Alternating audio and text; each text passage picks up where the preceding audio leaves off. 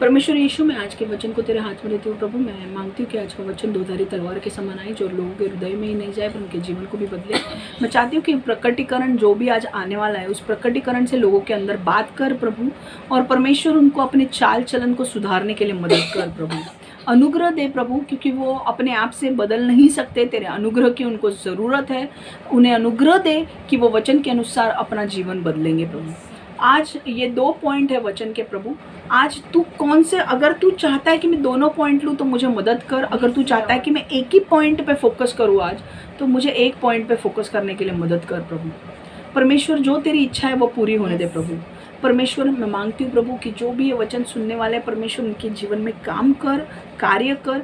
और मुझे पता है कि ये जो पॉइंट मैं लेने वाली हूँ, आज तू मुझसे इस पॉइंट के विषय में बहुत कुछ बात कर रहा है प्रभु, और इस पॉइंट के ऊपर तू फोकस करने की कोशिश कर रहा है। तो परमेश्वर, मुझे इस पॉइंट को उनके सामने लाने के लिए, बोलने के लिए भी मदद कर प्रभु।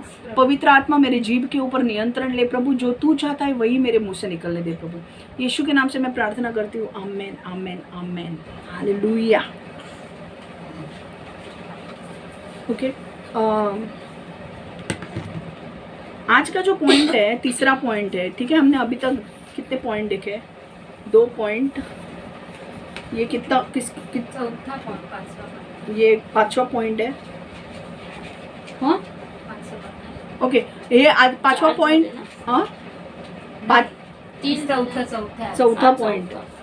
चौथा पॉइंट है, इंग्लिश में है, unity is precious and powerful.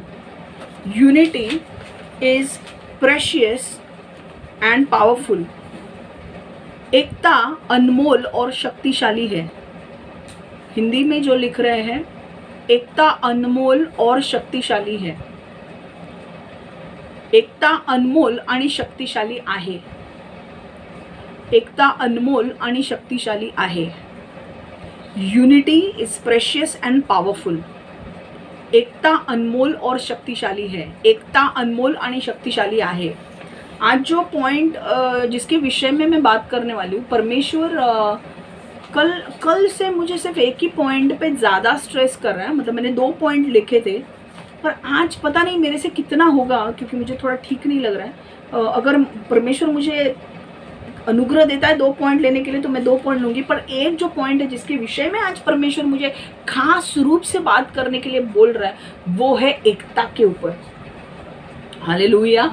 वो है एकता के ऊपर। एकता मतलब क्या? यूनिटी। ओके, एकता मतलब क्या? यूनिटी। एकता मतलब एकत्र राहणे, त्याला म्हणतात एकता, ठीक है। अब बहुत सारे पॉइंट्स है इसमें, तो मैं अब फास्ट जाने वाली हूँ। मैं हिंदी, मराठी और इंग्लिश तीनों में लेने वाली हूँ। आपको जब मैं पॉइंट्स बोलूँगी, आप प्लीज़ सिर्फ लिख के लेना। अगर मैं इंग्लिश में जब पढ़ती हूँ, तब आप अगर बाइबल खोल के तब तक निकाल सकते हैं तो निकाल लेना, ठीक है। नहीं तो फिर जब मैं हिंदी और मराठी में बोलूँगी तो प्लीज़ ध्यान देना, ठीक है। पॉइंट, वचन मिस मत करना। बाद में भी आप वचन वीडियो में आएगा, आप बाद में पढ़ सकते हो, सुन सकते हो और कर सकते हो, ठीक है। चलो, जल्दी जाओ, कौन है उसको मिलेगा पॉइंट फटाफट। मैं रुक रही हूँ।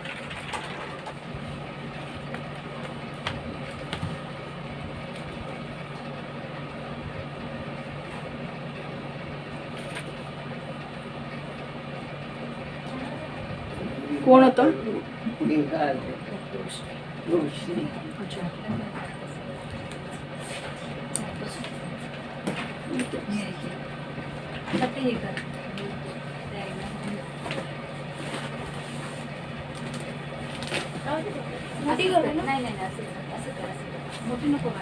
हळू दुखतंय,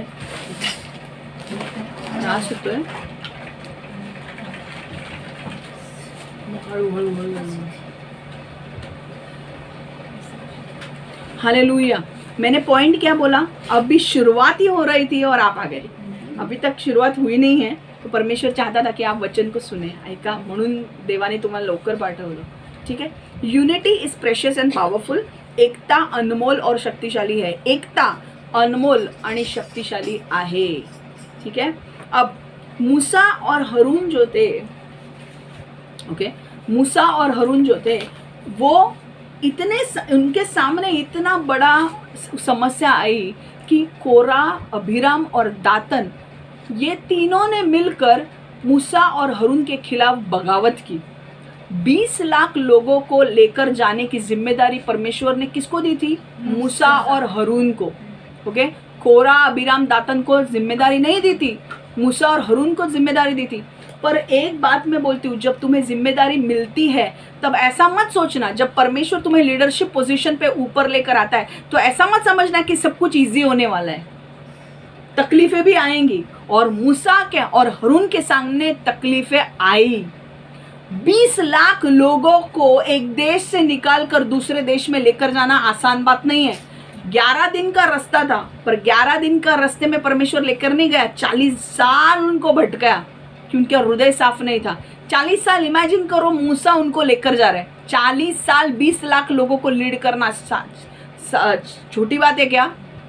और उसमें अगर लोग अपनी बात मानने वाले होंगे ना तो अलग होता है कि नहीं?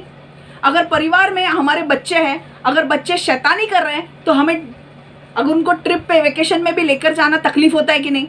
अरे बाबा कितना मस्ती कर रहे हैं, एक तो वेकेशन पे लेकर जाना और कितना मस्ती कर, होता है कि नहीं?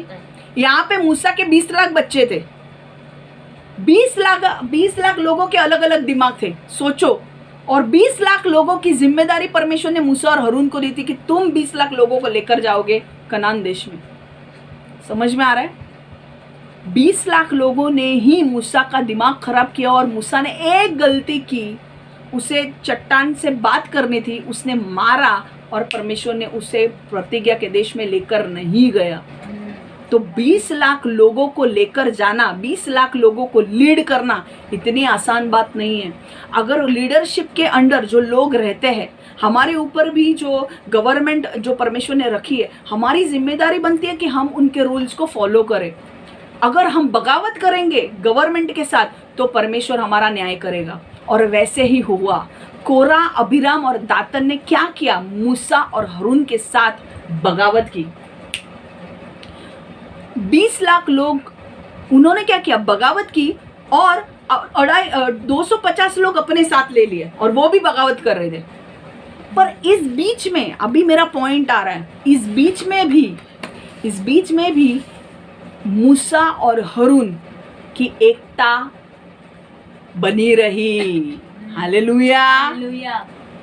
देखो, परिवार में संकट आते हैं, घर परिवार में संकट आते हैं, प्रॉब्लम्स आते हैं, फैमिली प्रॉब्लम्स आते हैं, अगर जहाँ पे आप काम करते हो वहाँ पे प्रॉब्लम्स आते हैं। पर आप कहीं पे भी आप जा रहे हो, कहीं पे भी आपके जीवन में प्रॉब्लम्स आएंगे, पर आपको टिके रहना है, आपको एकता में बने रहना है। हालेलुया। मूसा और हारून अगर बने नहीं रहते एकता में तो आपको पता है क्या होता? अगर मूसा डर जाता या हारून डर जाता इतने कोरा, अभिराम, दातन और 250 लोगों को देखकर, तो पता है क्या होता? बढ़ जाते वो लोग। मूसा एक टीम में जाता, हारून एक टीम में जाता, या फिर वो लोग पीछे जाते और कोरा, अभिराम, दातन 20 लाख लोगों के ऊपर लीड करते। पर क्या परमेश्वर की योजना थी कोरा, अभिराम, दातन लीड करे? नहीं। पता है आपको क्या होता? अगर मूसा और हारून ने एकता नहीं रखी होती, अगर वो पीछे चले जाते डर के मारे, तो कोरा, अभिराम और दातन ने इन 20 लाख लोगों को वापस मिस्र देश में लेकर गए होते। आपको पता है? वो नहीं लेकर जाते कनान देश में उनको, क्योंकि कौन इतना तकलीफ सहने वाला है? पानी नहीं मिल रहा है, खाने को नहीं मिल रहा है, ये नहीं मिल रहा है, वो बोलता है। और परमेश्वर, तुमको लगता है परमेश्वर उनकी बात सुनता? कोरा, अभिराम, दातन की? वो बोलते भाई इधर कुछ मिल नहीं रहा है, वापस मिस्र देश चलो।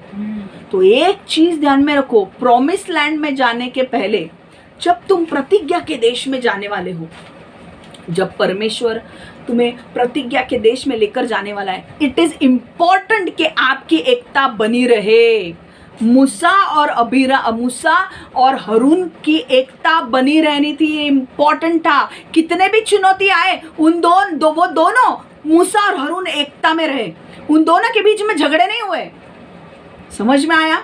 परमेश्वर ने क्या बोला? मुझे पता है, शैतान हमेशा शैतान एक ही चाल चलता है। शैतान हमेशा लीडरशिप के ऊपर अटैक करेगा। मूसा, strike the shepherd and sheep will flee. चरवाहों को फटके मारो, चरवाहा भाग जाएगा तो भेड़ बिखर जाएगी। भेड़ को चराने वाले लोगों को देखा है क्या? चरवाहों को देखा है? अगर 2 चरवाहे 100 भेड़ को लेकर जा रहे हैं, अगर एक आदमी आता है और चरवाहों को मारता है गोली से, अगर गोली से मार दिया, दोनों मर गए, तो भेड़ किधर जाएगी? भेड़ किसकी सुनते? अपने चरवाहों की सुनते ना। भेड़ भटक जाएगी कि नहीं? वैसा ही शैतान चाल चलता है। चरवाहों को मारो, भेड़ अपने आप बिखर जाएगी। सबसे ज्यादा अटैक्स जो होते हैं वो लीडरशिप पे होते हैं। और अगर परमेश्वर ने लीडरशिप, अगर आपको लीडर बनाया है, तो पास्टर्स के ऊपर अटैक आएंगे ही आएंगे। मूसा और हारून के ऊपर अटैक इतने आए थे कि ताकि वो डर के मारे पीछे जाए। कोरा, अबीराम और दातन को लूसीफर ने, शैतान ने बनाया, शैतान ने खड़ा किया था और 250 लोग उसके साथ थे मूसा और हारून के विषय में बात करने के लिए। पर परमेश्वर ने क्या किया? उस टाइम पर भी मूसा और हारून से हमें ये बात सीखनी है कि वो लोग डरे नहीं। उनके सामने 3 लोग गए विरुद्ध, 250 लोग उनके विरुद्ध है। आज अगर उनकी बात मानकर 20 लाख लोग उनके पीछे चलते तो परमेश्वर का मकसद कभी पूरा होता? कनान देश में 20 लाख लोग पहुंचते। बट एक बात बोलूं, जब तुम्हें परमेश्वर लीडर भी बनाता है और वहां पर रखता है ना, तो एक चीज ध्यान रखो, आपके ऊपर चुनौतियां आएंगी। समझ में आ रहा है? शैतान इतने आसानी से आपको प्रतिज्ञा के देश में जाने नहीं देगा। चुनौतियां आएंगी, ठीक है? अगर आप परमेश्वर, आज आप बोल रहे हो अरे पर मैं तो लीडर नहीं हूं, तुम लीडर नहीं हो, पर परमेश्वर के बच्चे हो ना, तो चुनौती आएंगे। क्योंकि हर एक बच्चे के जीवन में प्रतिज्ञा का देश रखा है। चाहे प्रतिज्ञा का देश आपका जॉब होने दो, आपके लिए रहेजा रखा है, तो रहेजा में जाने तक आपको लड़ाई लड़नी पड़ेगी। अगर आपके बच्चे की स्कूल रखी है महिम में, तो महिम में आने तक आपकी लड़ाई होगी। लोन नहीं मिलेगा, वो लड़ाई है। अगर आप कुछ बड़ा काम करने वाले हो तो आपको परमेश्वर पहले भटकाएगा, जगह नहीं देगा किसी घर में। क्यों? क्योंकि परमेश्वर जानता है मैं तेरे को बड़ा घर खुद का देने वाला हूं, इसीलिए मैं तुझे भटकाऊंगा। पहले शैतान भटकाए, परमेश्वर नहीं। समझ में आ रहा है? अगर मुझे परमेश्वर के लिए कुछ बड़े काम करने हैं तो बड़े बड़े लोगों को इस्तेमाल करेगा मेरे खिलाफ आने के लिए, ताकि मैं डर जाऊं, मैं पीछे चली जाऊं। पर मूसा और हारून के हिस्से हमें सीखना है कि हमें एकता में बने रहना है। एकता एक ही ऐसी चीज है जो परमेश्वर के आशीष को लेकर आती है। हालेलुया! परमेश्वर का आशीष एकता में मिलता है। जब जहां पर यूनिटी है, अगर आपका स्कूल है, पता नहीं मैं क्यों ये बोल रही हूँ, आपका स्कूल है और आपके स्कूल में बहुत पॉलिटिक्स चल रहा है, पता नहीं किसी के यहाँ पे तो ये हो रहा है। आपका स्कूल है, आपके स्कूल में बहुत पॉलिटिक्स चल रहा है और उस पॉलिटिक्स में परमेश्वर कह रहा है वो पॉलिटिक्स को बंद करो, क्योंकि वहां पर मेरी उपस्थिति नहीं आएगी। टीचर एक दूसरे के साथ झगड़ा कर रहे हैं, प्रिंसिपल झगड़े कर रहे हैं, टीचर्स का पॉलिटिक्स है, बंद करो ये सारी चीजें। परमेश्वर आज कह रहा है अलग अलग डिपार्टमेंट भारत देश में और ऑल ओवर द वर्ल्ड, अलग अलग डिपार्टमेंट में करप्शन है, पॉलिटिक्स चालू है। एक ये इसको खींच रहा है, वो उसके तगड़ी खींच रहा है। ऐसा नहीं कि कोई ऊपर जा रहा है तो उसे ऊपर जाने दे रहा है। जलसी के मारे, जलन के मारे हर कोई व्यक्ति डिपार्टमेंट में पॉलिटिक्स खेल रहा है, हर डिपार्टमेंट में पॉलिटिक्स चल रहा है। और ये मैं बोलने वाली नहीं थी, पर परमेश्वर को मैं बोल रही थी कि परमेश्वर जो तुझे बोलना है ना, आज मेरे मुंह से निकाल। मैं बोल रही हूँ इंडिया में बहुत सारा पॉलिटिक्स है, all over the world politics चालू है। और पॉलिटिक्स मतलब क्या? एक दूसरे की तंगड़ी खींचना। आपने देखा है कभी क्रैप को? आप अगर ऊपर जाते हो तो दूसरे क्रैप को खींचेगा वो खेकड़ा मिनिस्ट्री। खेकड़ा मिनिस्ट्री पता है क्या होता है? आप अगर ऊपर जा रहे हो तो दूसरा खेकड़ा खुद बाजू से होकर ऊपर नहीं जाएगा, वो दूसरों की तंगड़ी खींच के दूसरे को नीचे लाएगा। यही हमारे इंडिया में भी हो रहा है, ऑल ओवर द वर्ल्ड ये हो रहा है। और आज परमेश्वर कह रहा है कि अगर तुम्हारे देश में, अगर तुम्हें शांति, एकता, प्रेम, आशीष, परमेश्वर का अभिषेक अगर चाहिए, तो वहां पर यूनिटी होना जरूरी है, एकता होना जरूरी है। और आज परमेश्वर बोल रहा है हर एक देश के लिए, परमेश्वर बोल रहा है, ना ही इंडिया के लिए, हर एक देश के लिए परमेश्वर बोल रहा है कि हर एक देश के डिपार्टमेंट में जो पॉलिटिक्स चल रहा है वो बंद करो। एक दूसरे की तंगड़ी खींचना बंद करो। कौन ऊपर जा रहा है, ये ऊपर जा रहा है, मैं इसको कैसे नीचे लेकर आता हूं, बंद करो ये चीजें। क्योंकि परमेश्वर बोल रहा है अगर तुमने ये किया तो मेरा न्याय तुम्हारे ऊपर आ रहा है। परमेश्वर बोल रहा है मैं देश देश को देख रहा हूं, हर देश में पॉलिटिक्स चल रहा है। कोई किसी व्यक्ति को मैं अगर ऊपर लेना चाहता हूं तो कोई दूसरा व्यक्ति उसे नीचे लेकर आता है। परमेश्वर आज कह रहा है मैं उस देश में न्याय लाऊंगा जहां पर पॉलिटिक्स चल रहा है। I will bring judgment on those nations where politics is going on, and every department has to come clean before God. Stop your politics. परमेश्वर कह रहा है stop your politics in every nation, in every department. Stop your politics. Politics बंद करो और एकता में रहो। Politics मतलब क्या? एक दूसरे की तंगड़ी खींचना बंद करो और एकता में रहो। आज पता है पॉलिटिक्स, आज पता है एक दूसरे की तंगड़ी फैमिली में भी खींचते हैं लोग। भाई भाई एक दूसरे को ऊपर नहीं जाने देते। इसको प्रॉपर्टी मिलना है, दूसरा भाई अपने बहन की प्रॉपर्टी छीनता है। दो भाई साथ मिलके दूसरों की लगाते हैं वाट, अपनी भाई बहन अपने बहनों की नहीं सोचेंगे, अपन दोनों को प्रॉपर्टी कैसे मिलेगी वो सोच के ऊपर चलते हैं। बाकी लोग किधर जा रहे हैं? बाकी लोगों को प्रॉपर्टी नहीं मिलनी चाहिए, बाकी लोगों की तंगड़ी खींचने हमको प्रॉपर्टी चाहिए। और ये कहाँ हो रहा है? अपने फैमिली में हो रहा है। पर मैं एक बात बोल रही हूँ, उनके ऊपर न्याय आने वाला है। परमेश्वर उस व्यक्ति से घृणा करता है जो झगड़े लगाता है, जो पॉलिटिक्स खेलता है। उस व्यक्ति पर कभी भी आशीष नहीं आएगा जो दूसरों का छीनकर अपनी चीजें बनाता है। इतना ध्यान में रखना है ये चीज। अगर तुमने किसी की प्रॉपर्टी छीनी, आज तुम्हारे पास, आज मेरे मम्मी डैडी का अकाउंट मैं संभालती हूँ, HDFC का अकाउंट मैं संभालती हूँ। अगर मैं एक ट्रांसफर भी करूँ तो पैसे मेरे अकाउंट में आ जाएंगे, पर मैं वैसा नहीं करूँगी। क्यों? क्योंकि मेरे को ईमानदारी में चलना है। मैं परमेश्वर से डरती हूँ। अगर मैंने इनका लूटा, परमेश्वर मुझे नहीं छोड़ेगा। समझ में आ रहा है? कभी किसी का लूटो मत, कभी किसी का छीनो मत। जो जिसका है वो उसे दो। और परमेश्वर आज कह रहा है कि अगर तुम एकता में नहीं रहते हो, अगर भाई बहन एकता में नहीं रहते, कुछ भाई बहन हैं जिन्होंने अपनी हद पार कर दी, उनके ऊपर न्याय आने वाला है। अब तुम कितना भी अच्छा गोड गोड बोललास तरी काय होणार नाही आहे, कळलं ना? काय होणार नाही आता तुझं ते गोष्टीच्या गोडगोड बोलण्याचे, ते दाखवण्याचे ते सगळ्यात संपल्यात। आता तुमच्यावर न्याय येणार आहे। अब न्याय आने वाला है। कुछ भाई बहन कैसे होते हैं पता है? लूट के लेकर जाते हैं और फिर बहुत अच्छा बात करते हैं। पता है, रिलेशंस मेंटेन करने के लिए लूट के लेकर जाते हैं वो लोग, पर रिलेशन मेंटेन करने के लिए बहुत अच्छा रहते हैं। ऐसे लोगों के ऊपर परमेश्वर न्याय लाने वाला है। और परमेश्वर बोल रहा है मैं प्रूव करूंगी ये वचन के अनुसार कि परमेश्वर न्याय लाता है कि नहीं। जहां पर एकता नहीं है वहां पर परमेश्वर के श्राप है। इतना ध्यान में रखो। जो भी डिपार्टमेंट हो, स्कूल हो, पता नहीं आज परमेश्वर ना एकता के विषय में इतना बोल रहा है। हर एक डिपार्टमेंट, इंडिया के बारे में तो बोल ही रहा है, but all over the world परमेश्वर बोल रहा है एकता में रहो। फ्रेंड्स हो, एकता में रहो। परमेश्वर शैतान फूट डालने की कोशिश करेगा, एकता में रहो। मन में विचार डालेगा ये ऐसी है वो वैसी है, एकता में रहो। सॉरी बोलो, एक दूसरे को सॉरी बोलना सीखो, पर एकता में रहो। फूट मत डालने दो अपने अंदर।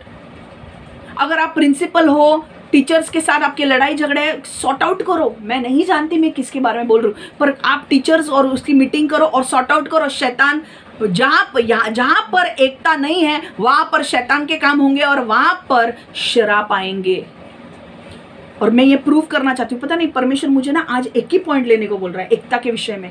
इतना सीवियर पॉइंट है क्योंकि परमेश्वर बोल रहा है जहाँ पर एकता नहीं है वहाँ पर शैतान के शराप आना शुरू हो जाएंगे। चाहे वो आपका परिवार हो, देश हो, कुछ भी। जब देश में लड़ाई कब होती है पता है? जब देश में वाद विवाद होते हैं, तब दोनों देश में लड़ाई होती है। अलग अलग देश हमारे फ्रेंड्स बनते हैं, पता है आपको? हमारे जो प्राइम मिनिस्टर है वो अलग अलग देश में जाते हैं, उनके साथ संगठन बनाते हैं, उनके साथ बातें करते हैं। क्यों? क्योंकि वो लोग, और दूसरे देश जब हमें ज़रूरत पड़ती है तो हमें मदद करने आते हैं। हमने अफगानिस्तान जैसे देश को 200 करोड़ रुपए की मदद भेजी थी। क्यों? क्योंकि वहाँ के लोगों को आशीष मिले, और अच्छी बात है, हमें भेजना भी चाहिए। हमारा इंडिया, मैं लिख के देती हूँ, हमारा इंडिया हमेशा देने वाला देश बनेगा, कभी लेने वाला नहीं। मैं चाहती हूँ कि हम लोग IMF से कभी लोन ना ले। जिंदगी में IMF एक ऐसी संस्था है जो लोन देता है, पर मैं जिंदगी में मैं प्रेयर करती हूँ कि ना वर्ल्ड बैंक से, ना IMF से, ना किसी से भी हमारा इंडिया कभी भी लोन नहीं लेगा। हमारा देश देने वाला देश होगा। इंडिया हमेशा देने वाला बनेगा। India will be always a giving country. India will always lend, India will not borrow, India will always lend, मैं बोल रही हूँ। और जब आप दूसरों को देते हो, परमेश्वर आपके देश में आशीष लाएगा ही लाएगा। समझ में आ रहा है? पर डिप्लोमेटिक रिलेशंस बनाने के लिए मत दो, अच्छे हृदय से दो। समझ में आ रहा है? मालदीव्स मेरे अगेंस्ट जाएगा तो मैं डिप्लोमेटिक रिलेशंस बना के चाइना को काउंटर करने के लिए मैं 700 बिलियन दे रहा हूँ, इससे कुछ नहीं होने वाला है। यू गिव बिलियंस, जब तुम दे रहे हो, क्रोर्स ऑफ रुपीज जब दे रहे हो, अच्छे हृदय से दो। क्योंकि मेरा इसके साथ रिश्ता, इसको, ये मेरे शत्रु को काउंटर करने के लिए मैं इसको दे रहा हूं, तो वो परमेश्वर को अच्छा नहीं लगेगा। देना है तो पूरे अच्छे मन से दो उसे। समझ में आ रहा है? Unity is important. और परमेश्वर आज बोल रहा है भारत देश में इंपॉर्टेंट है यूनिटी। पॉलिटिक्स इतना हो गया है अपोजिशन, और इसमें इतना यूनिटी नहीं है। कुछ भी अगर भारत देश में करने जाओ, अपोजिशन बीच में आएगा। अपोजिशन का काम है सवाल पूछना, मैं जानती हूँ, पर कुछ चीजें परमेश्वर ज्यादा है, आने वाले दिनों में मैं कुछ बड़ा करने जा रहा हूँ, और परमेश्वर कह रहा है उस बड़ा चीज करने के लिए मुझे सारे भारत देश के लोगों की साथ चाहिए। ऑल ओवर द वर्ल्ड परमेश्वर कह रहा है कि मैं कुछ बड़ा करने जा रहा हूं और मुझे सारे लोगों की साथ चाहिए। ऑल ओवर द वर्ल्ड सारे लोगों की साथ चाहिए। ऐसा नहीं कि ये देश को छोड़ो, मुझे पाकिस्तान की भी साथ चाहिए। परमेश्वर कह रहा है यूनिटी में रहो। जितना यूनिटी में रहोगे उतना आशीष देखोगे, जितना एकता में रहोगे उतना आशीष देखोगे। समझ में आ रहा है? भाई भाई, सगे भाई भाई एक दूसरे का छीन के रहते हो, कभी आशीष नहीं मिलेगा, कभी सुख नहीं आएगा तुम्हारे जीवन में। अगर तुमने तुम्हारे सगे बहन का छीन कर तुम्हारा बंगला बांध रहे हो, तुम्हारे जीवन में कभी सुख नहीं आएगा। इतना लिख के रखो। आज ये परमेश्वर ना आज झाड़ रहा है सबको। भजन संहिता 133, भजन संहिता साम्स 133, भजन संहिता 133 1 to 3 पढ़ेंगे हम। स्तोत्र संहिता 133 1 से 3, Psalms 133 1 to 3. How good and pleasant it is when God's people live together in unity. Hallelujah. How good and pleasant it is when God's people live together in unity. ये सिर्फ परमेश्वर के लोगों के बारे में नहीं, ऑफ कोर्स परमेश्वर के लोगों के बारे में बात हो रही है, पर परमेश्वर चाहता है कि आने वाले दिनों में पूरा जग आने वाला है यीशु में। तो परमेश्वर बोल रहा है मैं हर एक को बोल रहा हूँ यूनिटी में रहो, क्योंकि परमेश्वर बोल रहा है जहां पर यूनिटी नहीं है, भाई भाई अलग हो चुके हैं। मैंने अभी एक बीच में भविष्यवाणी दी थी प्रिंस विलियम एंड हैरी के लिए कि दोनों एक साथ हो जाओ, रीयूनाइट हो जाओ, एक साथ हो जाए। बकिंगम पैलेस जो है, जहाँ पे किंग चार्ल्स के जो दो लड़के हैं, प्रिंस विलियम एंड हैरी, दोनों को अलग हो गए हैं। परमेश्वर चाहता है कि तुम दोनों वापस आ जाओ, रीयूनाइट हो जाओ, तभी परमेश्वर तुम्हें इस्तेमाल करेगा। मैं वापस बोल रही हूँ, मुझे बोलना नहीं था, मैं वापस बोल रही हूँ। Psalms 133, how good and pleasant it is when God's people live together in unity. It is like a precious oil poured on the head, running down on the beard, running down on Aaron's beard, down on collar of his robe. It is as if the dew of Hermon were falling on Mount Zion, for there the Lord bestows his blessing, even life forevermore. मैं मराठी में पढ़ रही हूँ अब। स्तोत्र संहिता 133, जेव्हा देवाचे लोक शांततेने एकत्र नांदतात तेव्हा ते खरोखरच खूप चांगले आणि आल्हाददायक असते। ते गोड वास असलेल्या याजकाच्या डोक्यावर ओतलेले तेलासारखे अहरोनाच्या दाढीतून ओघळणाऱ्या तेलासारखे, अहरोनाच्या खास कपड्यातून ओघळणाऱ्या तेलासारखे वाटते। हर्मोन पर्वतावरून सियोनावर पडणाऱ्या हळुवार पावसासारखे वाटते। सियोन पर्वतावरच परमेश्वराने त्याचे साक्षात जीवनाचे आशीर्वाद दिले। भजन संहिता 133 दाऊद का अरहोन गीत। परमेश्वर के भक्त मिलजुल कर शांति से रहे, यह सचमुच भला है और सुखदायी है। यह वैसा सुगंधित तेल जैसा होता है जिसे हारून के सिर पर उंडेला गया है।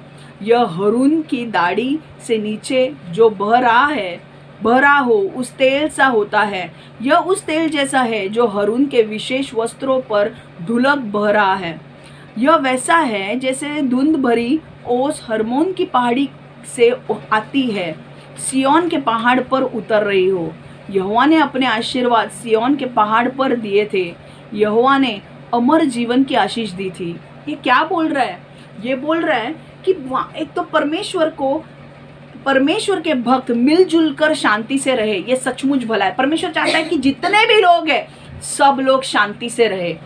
जलन मत रखो, एक दूसरे के खिलाफ जलन मत रखो, झगड़ा मत रखो, कड़वाहट मत रखो, शांति से रहो, क्योंकि जब तुम शांति से रहोगे वहां पर आशीष आएगी। अगर तुम किसी के खिलाफ जलन रखते हो, अगर तुम किसी का दूसरों का छीनते हो, तुम्हारे जीवन में आशीष नहीं आएगा। पर परमेश्वर कह रहा है जब तुम शांति में रहते हो, जब तुम परिवार में शांति में रहते हो, जब तुम डिपार्टमेंट में शांति में रहते हो, जब तुम पॉलिटिक्स में शांति में रहते हो, जब अलग अलग भारत देश के और या ऑल ओवर द वर्ल्ड हर एक डिपार्टमेंट एक साथ मिलकर काम करते हैं, पॉलिटिक्स नहीं खेलते कि भाई तू क्यों ऊपर जा रहा है, मैं क्यों नीचे हूं, मैं तुझे तंगड़ी खींच के नीचे लाऊंगा। एक मूवी मैंने देखा, एक सिंपल आपको 2 मिनट का ये बता दूं पॉलिटिक्स कैसे खेलते हैं लोग। एक मूवी में मैंने देखा था कि वो प्रेजेंटेशन उसे देना है। अब वो प्रेजेंटेशन के बनाने के लिए उसने 6 महीने काम किया, वो वेबसाइट बनाने के लिए, ये आदमी ने। अब वो बनाने का जब टाइम आया ना, तो इस एक दूसरा व्यक्ति ने उसका प्रेजेंटेशन ही बदल दिया। जब टाइम आया उसको स्टेज पे बोलने का, तो प्रेजेंटेशन बदल गया। अब बदल गया तो पॉइंट उसने लिखे थे वो निकाल दिए, उसके सारे पॉइंट्स। अब वो क्या बोलेगा, उसको थोड़ी याद आएगा इतना सारा कुछ लिखा है। तो क्यों दूसरे आदमी ने किया? क्योंकि इस दूसरे आदमी को पता था कि अगर ये आदमी अच्छा प्रेजेंटेशन देगा तो ये आदमी को फर्स्ट प्राइज मिलेगा, और वो नहीं चाहता है जलन के मारे कि उसको फर्स्ट प्राइज मिले। इसलिए उसने क्या किया, उसका लैपटॉप खोल के उसके पॉइंट डिलीट कर दिया। अगर पेपर में लिखा होता प्रेजेंटेशन तो पेपर गुल कर दिए, तो वो प्रेजेंटेशन दे पाएगा क्या? नहीं दे पाएगा। क्यों? क्योंकि जलन, वो नहीं आना चाहिए ऊपर। और परमेश्वर कहता है जहां पर जलन है, जहां पर तुम्हारा जलन है, सेल्फिश एम्बिशन है, क्रोध है एक दूसरे का, वहां पर जहां पर कोविचियसनेस मतलब किसी का दूसरे का लूटना, अरे बहुत चलता है दूसरे का लूटना, दूसरे की पोजीशन मारना, दूसरा का घर लूटना, दूसरे के खेती बाड़ी लूटना बहुत चलता है। जादू टोना करके लूटेंगे, पर हम लूटेंगे भाई। तुम जादू टोना करके लूटो, परमेश्वर तुम्हें धोएगा अभी। और तेरे को तो वो जो लैंड है वो भी देनी पड़ेगी, और वो घर भी जाएगा कासम का।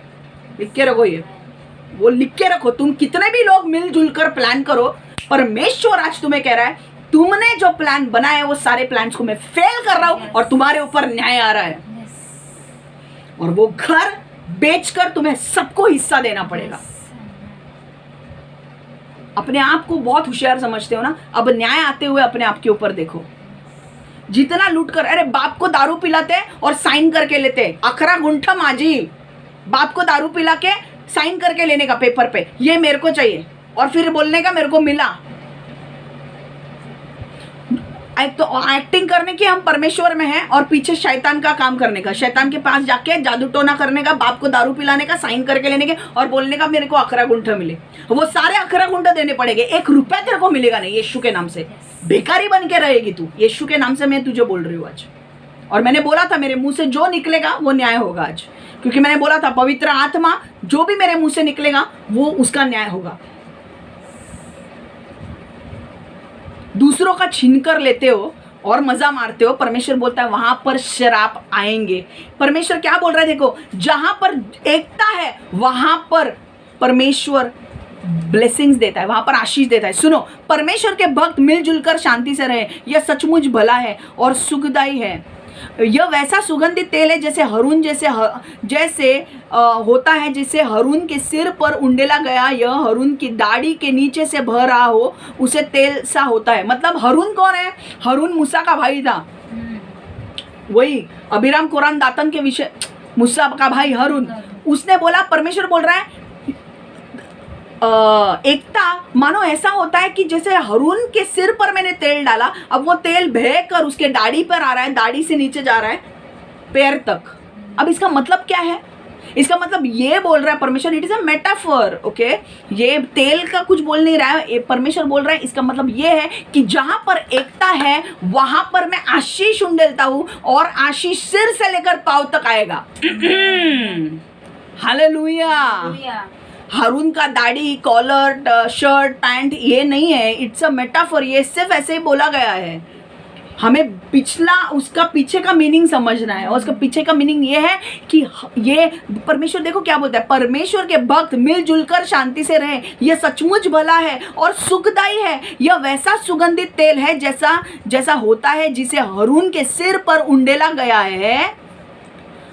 यह हारून की दाढ़ी से नीचे जो बह रहा हो उस तेल सा होता है। यह उस तेल जैसा है जो हारून के विशेष वस्त्रों पर ढुलक बह रहा है। यह वैसा जैसा धुंध भरी ओस हरमन पहाड़ी की से आती है।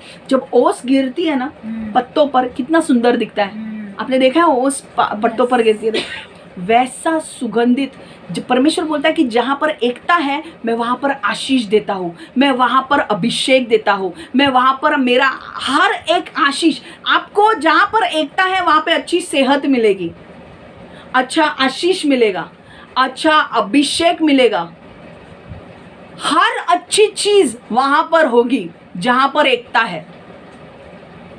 और परमेश्वर कह रहा है कि जब एकता जहाँ पर है वहां पर तुम्हें सिर से लेकर पांव तक आशीष मिलेंगे। हालेलुया। समझ में आ रहा है? हारून के ऊपर तेल उंडेला जाना, उसके दाढ़ी पर गिरना, कॉलर पर गिरना, नीचे आना, ये सिर्फ दिखाता है कि कैसे आशीष आएगा सिर से लेकर पांव तक। समझ में आ रहा है? इसीलिए मैं बोल रही हूँ परमेश्वर के लिए एकता बहुत इंपॉर्टेंट है। इंडिया के लिए परमेश्वर बोल ही रहा है कि हर डिपार्टमेंट में एकता रखो। आने वाले दिनों में परमेश्वर को इंडिया में बड़े बड़े काम करने हैं। इंडिया न्यूक्लियर रिएक्टर होने वाला है अभिषेक का, और हमारे यहाँ से अभिषेक बहने वाला है दूसरे देशों में। हमारे यहाँ पर एकता होनी ही चाहिए और दूसरे देशों में भी होनी चाहिए। और जिन जिन देशों में यूनिटी नहीं है, मैं बोलती हूँ वहाँ पे शराप आने वाले हैं। परमेश्वर आज कह रहा है एकता बनाए रखो। आपके देश में एकता लाने की जिम्मेदारी गवर्नमेंट की है। एकता लाओ, अपने अपने डिपार्टमेंट के लोगों से बात करो इस बात को लेकर, क्योंकि परमेश्वर आपको पहले ही वॉर्न कर रहा है। आपका डिपार्टमेंट अगर इसरो डिपार्टमेंट है, इसरो में एकता होनी चाहिए। हमारा एरोनॉटिकल जो भी डिपार्टमेंट, हमारे फाइनेंस डिपार्टमेंट में एकता होनी चाहिए, हमारे स्टॉक एक्सचेंज में एकता होनी चाहिए, हमारे हर एक चीज़, गारमेंट इंडस्ट्री, जो भी हमारे इंडस्ट्री है जो हमारे देश में है, हर क्षेत्र में, पॉलिटिक्स में, कॉर्पोरेट्स में, जहाँ जहाँ पर भी है, एकता परमेश्वर मांग रहा है। आपके घर में एकता होनी चाहिए। अगर आपके घर में लड़ाई झगड़े चल रहे हैं तो मिटा दो उस लड़ाई झगड़े को और एकता रखो। और अगर आपने लड़ाई झगड़े करके किसी का लूटा है तो दे दो वापस उनको, वरना परमेश्वर का आशीष आपके ऊपर कभी नहीं आएगा। जो जिसका है, क्यों लूटते लोग?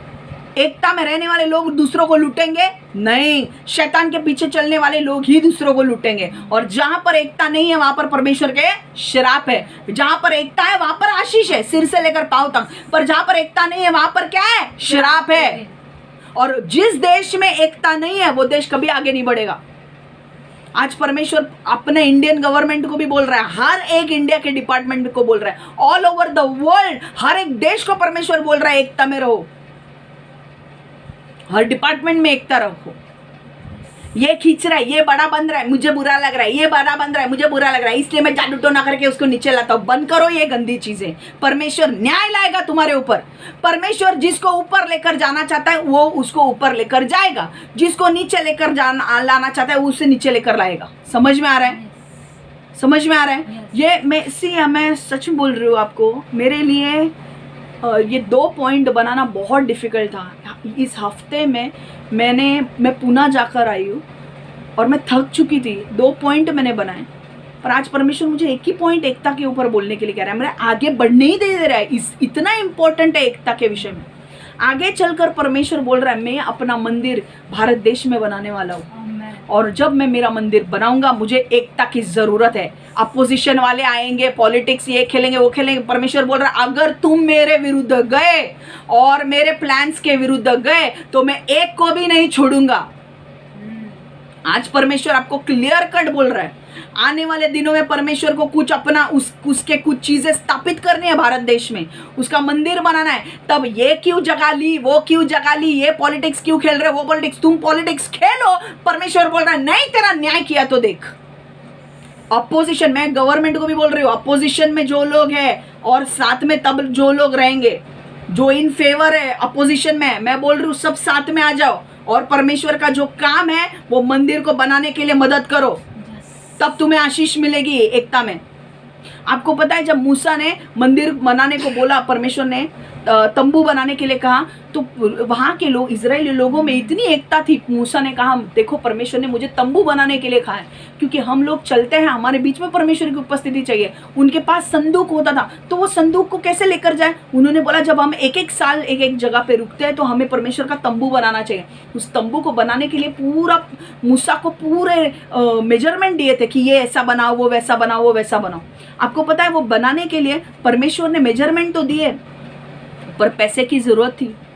पैसा कहाँ से आएगा पता है, वो लोग एकता में आए, उन्होंने बोला ये परमेश्वर का काम है, हम सब मिलजुल कर हाथ बटाएंगे। और उन्होंने इतना पैसा दिया उस मंदिर के लिए कि मूसा ने हाथ जोड़े और बोला बस करो, जितना पैसा चाहिए था मिल गया है।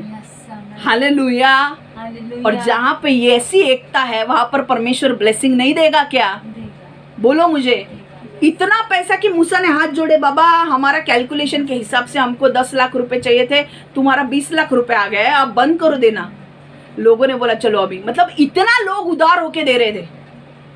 मैं एक उदाहरण दे रही हूँ, ये सिर्फ मंदिर बनाने की बात नहीं है, जो हमारे देश में बनेगा, इंडिया में परमेश्वर का मंदिर बनेगा और वो बहुत भव्य रूप में बनने वाला है। पर उस टाइम पर जो लोग इसका विरोध करेंगे, परमेश्वर बोल रहा है मैं उनके ऊपर न्याय लाऊंगा। इसीलिए परमेश्वर आज बोल रहा है एकता में आओ, और जो मंदिर बनाना है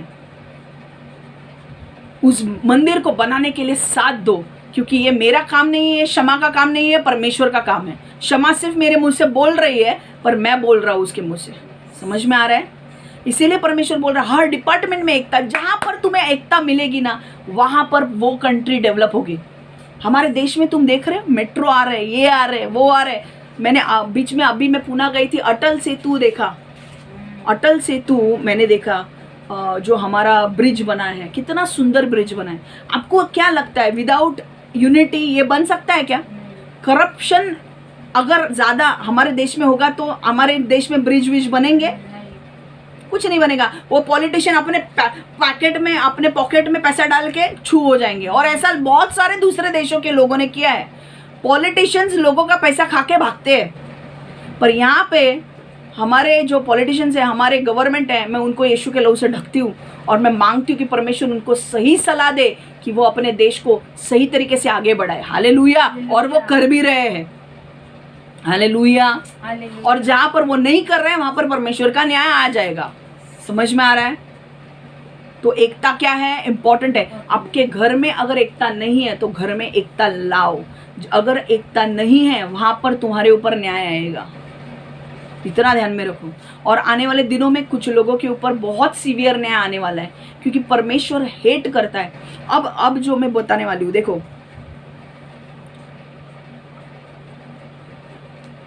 परमेश्वर, एक तो जैसे मैं लिख रही थी ये वचन, तो वहां पे परमेश्वर ने बोला कि परमेश्वर चाहता है आने वाले दिनों में बहुत सारे लोग यीशु में आने वाले हैं, चर्चेस भरने वाले हैं। ये भविष्यवाणी है। तो परमेश्वर बोल रहा है कि चर्चेस में मुझे एकता चाहिए, क्योंकि लूसीफर कैसे काम करता है? डिवीजन से। डिवीजन मतलब विभाग करने से, फूट डालने से। अगर मेरे घर में अगर हस्बैंड एंड वाइफ में फूट पड़ेगी तो वो कभी एक साथ रहेंगे क्या? क्या होगा उनका? डिवोर्स। मत करो डिवोर्स। परमेश्वर की ओर से डिवोर्स नहीं है। ये कुछ लोगों के लिए परमेश्वर बोल रहा है divorce is not from God. God will change your situation. परमेश्वर आपका सिचुएशन बदलेगा। Divorce is not the solution. एकता में बने रहो। मूसा और हारून एकता में बने रहे, इसलिए वो 20 लाख लोगों को लेकर गए कनान देश तक। मतलब कनान देश में मूसा ने नहीं पहुंचाया, पर बहुत करीब आए। और बाद में यहोशू अकेला नहीं संभाल सकता था। मूसा ने हाफ द जर्नी तय कर दी थी, फिर बाद में यहोशू ने आगे लेकर गया। समझ में आ रहा है? पर मूसा और हारून ने अपनी एकता नहीं छोड़ी। तुम जब एकता में बने रहोगे तुम तुम्हारे प्रॉमिस लैंड में पहुंचोगे। तुम्हारा प्रॉमिस लैंड कुछ भी हो सकता है, तुम्हारी शादी हो सकती है, तुम्हें बच्चा हो सकता है, तुम्हारा मंदिर बनाना हो सकता है, परमेश्वर के लिए कुछ करना हो सकता है, एजुकेशन हो सकता है, मुझे ग्रेजुएशन करना है या मुझे पोस्ट ग्रेजुएशन करना है, वो तुम्हारा हो सकता है, मुझे आईआईटी क्लियर करना है, वो तुम्हारा प्रॉमिस लैंड हो सकता है। तुम्हारा प्रॉमिस लैंड कुछ भी हो सकता है, जो तुम्हारी इच्छा है वो तुम्हारा प्रॉमिस लैंड है। और जब तुम एकता में रहोगे तुम पार कर पाओगे। शैतान हमेशा फ्रेंडशिप के बीच में, अगर मेरा फ्रेंड मेरे को हेल्प करने वाला है, वो होशियार है, तो मेरे और मेरे फ्रेंड के बीच में अगर फूट डाली तो वो मेरे को हेल्प करेगा क्या? अगर मेरे को हेल्प नहीं करेगा तो मैं पास होऊंगा? नहीं हो सकता ना। मुझे उसकी ज़रूरत है कि वो मुझे सिखाए। समझ में आ रहा है? तो एकता में बने रहो, चाहे तुम्हारे दोस्त हो। अगर मैं बॉलीवुड के बारे में भी बोल रही हूँ, एक पता नहीं, मैं बॉलीवुड हर एक डिपार्टमेंट के बारे में बोल रही हूँ, फाइनेंस, कॉर्पोरेट, बॉलीवुड, हॉलीवुड, सबके डिपार्टमेंट, जहाँ पर भी आप काम कर रहे हो वहाँ पे एकता में बने रहो। ये ना भाई मेरे से बहुत अच्छा, इसको बहुत फेम मिला है, ये ना मेरे से इसको बहुत पिक्चर मिल रहा है, अरे बाबा उसको पिक्चर मिलने दे रहे। तू परमेश्वर यीशु के पीछे चल, तेरे को भी पिक्चर मिलेंगे, है कि नहीं? और तेरे को एक ही पिक्चर मिलेगा, पर एक पिक्चर हिट है कि नहीं? 5,000 करोड़ क्रॉस, अपन एक ही पिक्चर करेंगे, 5,000 करोड़ क्रॉस, क्या बराबर ना? यीशु ने दिया है भाई जैकपॉट। एक ही पिक्चर, आज तक जिसने किसी ने यार 100 पिक्चर करके 5,000 करोड़ का रिकॉर्ड ब्रेक नहीं किया है। तू यीशु के पीछे चल, यीशु एक ही पिक्चर देगा तेरे को यार, पर तू 5,000 करोड़ का मार्क क्रॉस करेगा। जिंदगी में इतना कोई क्रॉस नहीं कर पाएगा उतना तेरा एक पिक्चर क्रॉस करेगा। समझ में आ रहा है? ए मेरे के ये ना बढ़ रहा है, ये बढ़ रहा है, इसको बहुत फेम मिल रहा है, अरे मिलने दे रहे फेम। तू यीशु के पीछे चल, यीशु टाइम आने पर उठाएगा तुझे। हालेलुया। मेरे को ना फेम नहीं मिल रहा है, मेरे को ना कोई पूछता नहीं है। अभी ये कितना मैं चीजें देखती हूँ रे बाबा, कितना, 1-2 बार वीडियो मैंने देखे, ये एक्टर इसके सामने से पास हो रहा है, वो एक्टर उसके सामने से पास हो रहा है, एक दूसरे को देखेंगे नहीं, और फिर मीडिया में रिपोर्ट बनते हैं, इसने इसको इग्नोर किया, उसने उसको इग्नोर किया। फिर ये लोग को दुख होता है, अरे इसने मेरे को देखा नहीं, उसने मेरे को देखा नहीं। ए बाबा, नहीं देखता है तो मत देखने दे रहे। तू कौन है? तू क्या देखने से मैं बड़ा बनूंगा या छोटा बनूंगा? तू देखा तो ठीक है, नहीं देखा तो भी ठीक है। क्या है? तू भी आदमी है, मैं भी आदमी हूँ यार। तू कोई गॉड है क्या? और तू नहीं देखने से मेरे बॉडी में क्या भोग पड़ने वाले हैं? हाँ, क्या ये कुछ एड्स होने वाला है मेरे को? क्या फालतूगिरी है। देख तो देख, ना मने मत देख। देख तू, मेरे को तेरे को इतना इंपॉर्टेंस देना ही नहीं है यार। तू है कौन मेरे लाइफ में इतना इंपॉर्टेंस दूं मैं? मेरे को इसने इग्नोर किया, मेरे को उसने इग्नोर किया, इसको इसने पिक्चर। ए बाबा, तेरे को कितना फेम चाहिए वो ले, मेरे को इंटरेस्ट नहीं है फेम में। लोग फेम के लिए एक दूसरे का कत्ल कर दे, मेरे को कुछ इंटरेस्ट नहीं है फेम में। तू यीशु के पीछे चल, यीशु जो बोल रहा है वो कर। एक टाइम आएगा जब तू मांगेगा भी नहीं ना फेम, जब तेरे को प्रसिद्धि चाहिए भी नहीं होगी ना, तो भी परमेश्वर उठा के तेरे को प्रसिद्ध करेगा पूरे दुनिया भर में। तू मांगेगा भी नहीं तो भी तेरे को उठा के ऐसे लेवल पे रखेगा ना गॉड, कि दुनिया भर के लोग तेरे पीछे जाएंगे। तू सिर्फ यीशु के पीछे चल। गॉड बोलता है seek the kingdom of God first and everything will be added on to you. पहले परमेश्वर के राज्य की खोज कर और परमेश्वर हर चीज तुझे देगा। मुझे फेम चाहिए, मुझे फेम चाहिए। परमेश्वर बोल रहा है, मैं बोल रही अरे मेरे को नहीं चाहिए भाई फेम, तू ले।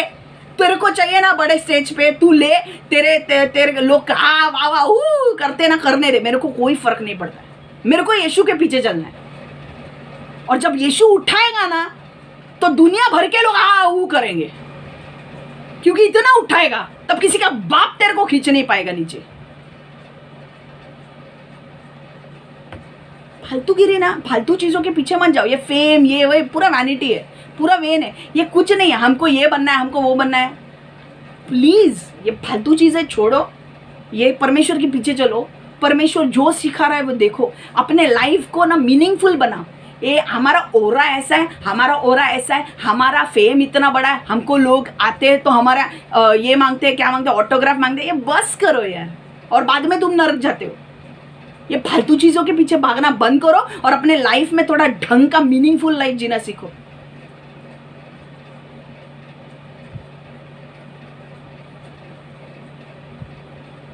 परमेश्वर चाहता है कि हर चर्चेस में आने वाले दिनों में यूनिटी चाहिए। परमेश्वर चाहता है, क्योंकि वहीं पे वो परमेश्वर ब्लेसिंग्स रिलीज करेगा।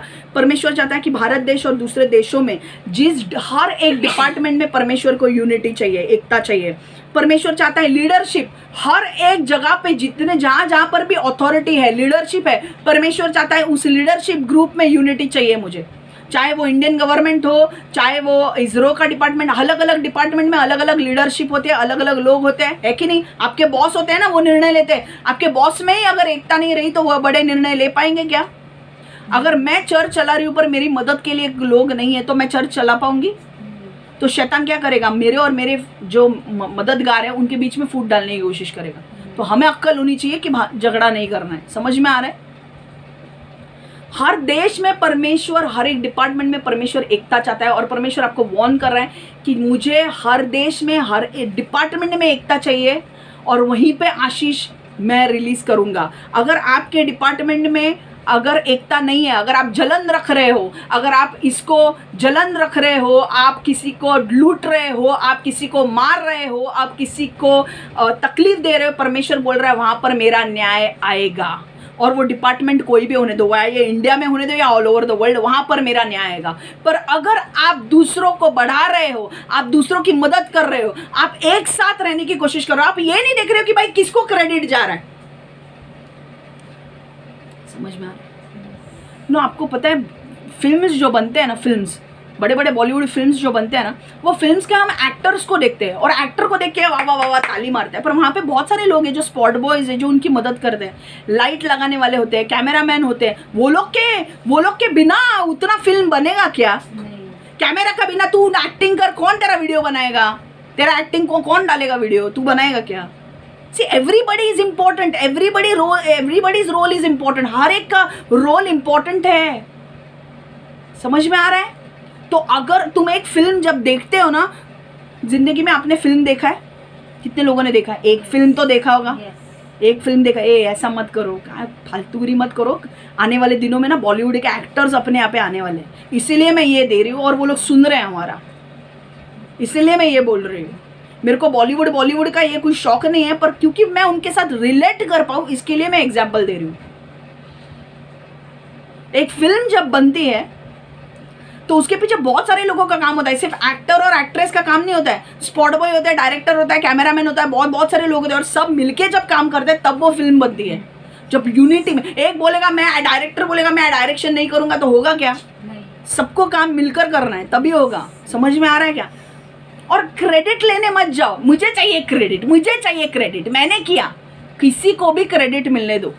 तुम पीछे रह के काम करते रहो, पर्दे के पीछे रह के काम करने दो। एक वक्त आएगा वो मेकअप मैन को उठा के, मेकअप मैन होते हैं कि नहीं? पता नहीं मैं क्यों बोल रही हूँ। बॉलीवुड में मेकअप मैन होते हैं कि नहीं?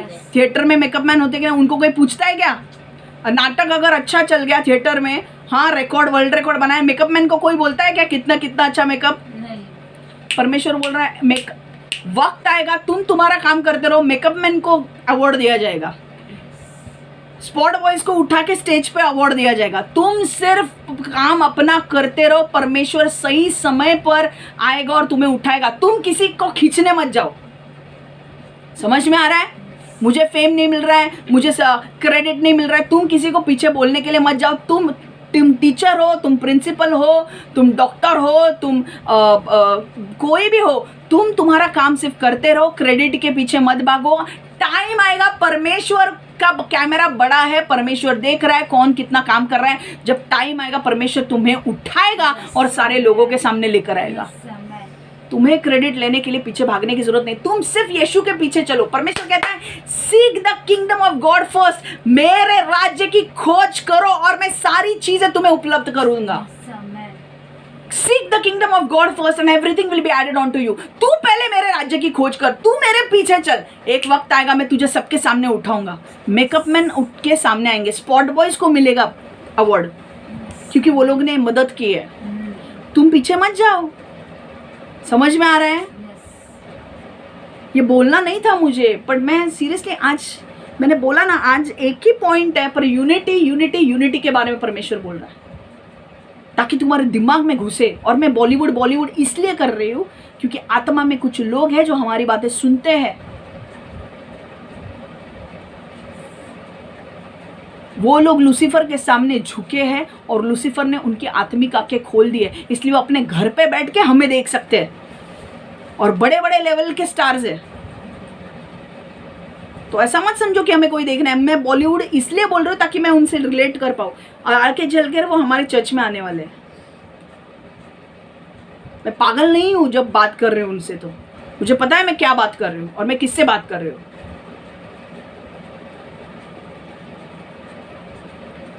आदम और हवा को परमेश्वर ने क्या कहा था कि तुम से, आज वचन थोड़ा लंबा चलेगा, तुम्हें अच्छा लग रहा है।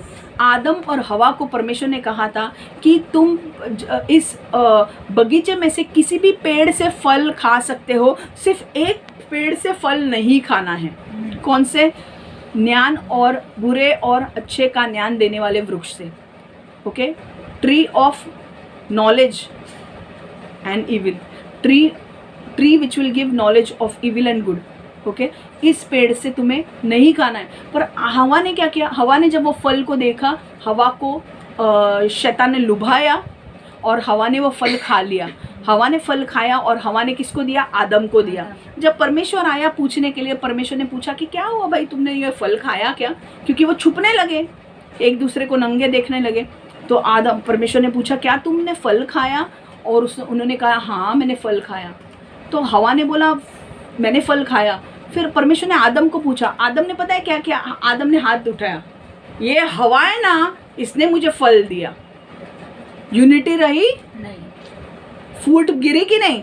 एक दूसरे पे ब्लेम करना चालू किया। समझ में आ रहा है? आज पूरे देश में, पूरे वर्ल्ड में यही हो रहा है। कोई जिम्मेदारी नहीं लेता है अपने पाप की, अपने पाप की कोई जिम्मेदारी नहीं लेता है। परमेश्वर चाहता है अगर तुमने पाप किया उसकी जिम्मेदारी लो, माफी मांगो, मैं तुम्हें माफ करूंगा। पर आज लोग ऐसे हैं ना कि कोई पाप की जिम्मेदारी नहीं लेता है। बड़े बड़े लोग कुछ काम करवाते हैं और फिर बाद में कुछ लोगों को एनकाउंटर में मारा जाता है। बोलता है एनकाउंटर में मरे, एनकाउंटर में मरे, एनकाउंटर में मरे वो लोग। और बड़े बड़े लोग सीएम के पोस्ट पे आके बोलते, सीएम बोलते कि अरे यार वो मर गया। वो मर गया आदमी, या तूने मरवाया है उसे? ये काम होता है।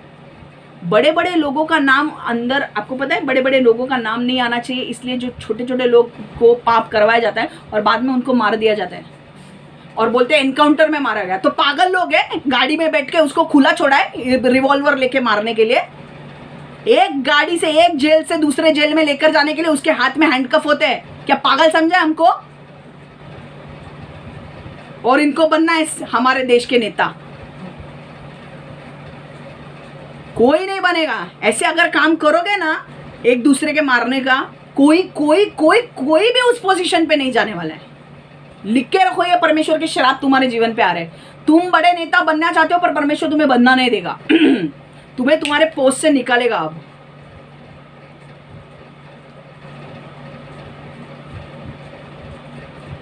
तुम बड़े बड़े वीडियो ये निकालो, ये बड़े बड़े बातें बंद करो। अब ना परमेश्वर का ठोकने का टाइम आया है और वो ठोकेगा अच्छी तरह से। परमेश्वर का ठोकने का टाइम, ठोकने का मतलब क्या? न्याय का समय। तुम्हें कुछ लोगों को न्याय नहीं समझता, ठोकना बोला ना तो समझता उनको, है कि नहीं? कुछ लोग उतने लेवल के हो गए कि उनको न्याय में क्या है? ठोकना। जब ठोकते हैं ना हम लोग रिवॉल्वर निकाल, तब हाँ परमेश्वर रिवॉल्वर निकाल के ठोकने वाला है एक को। अभी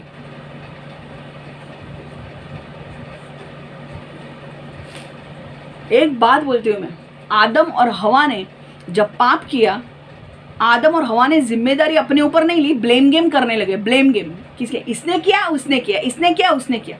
जब तुम पाप करते हो उसकी जिम्मेदारी उठाओ कि हाँ मैंने पाप किया, परमेश्वर से माफी मांगो, परमेश्वर क्षमा करेगा। पर जब तुम ब्लेम गेम खेलते हो ना, वहां पर तुम फूट डालते हो।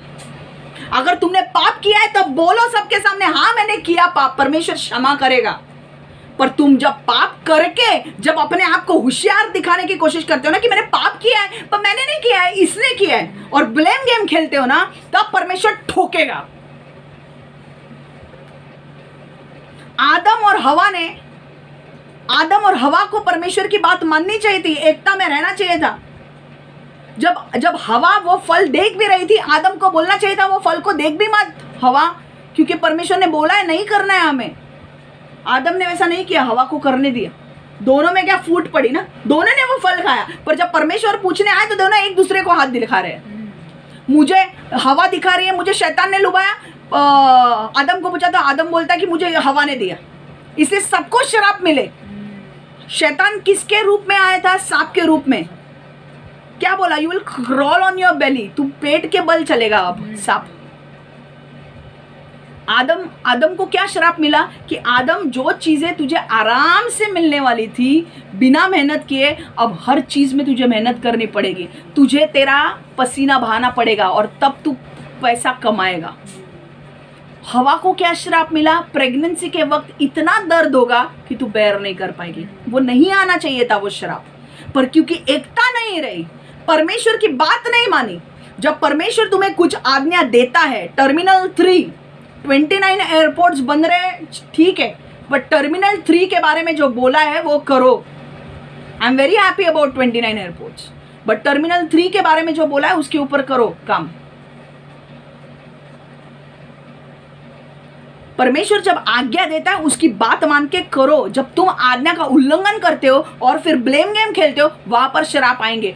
एक वक्त ना अगर आपने पाप भी किया ना और पश्चाताप करोगे ना परमेश्वर के सामने कि हाँ मैंने पाप किया, परमेश्वर मुझे क्षमा कर, परमेश्वर क्षमा भी कर देगा। पर जब तुम अपने बोलते हैं ना, पाप करने के बाद भी अपने टांगे ऊपर, कुछ लोग होते हैं वो लोग ब्लेम गेम खेलते हैं, अरे मैंने नहीं किया इसने किया, वो बोलेगा मैंने नहीं किया उसने किया, तो परमेश्वर वहां पे श्राप लाएगा।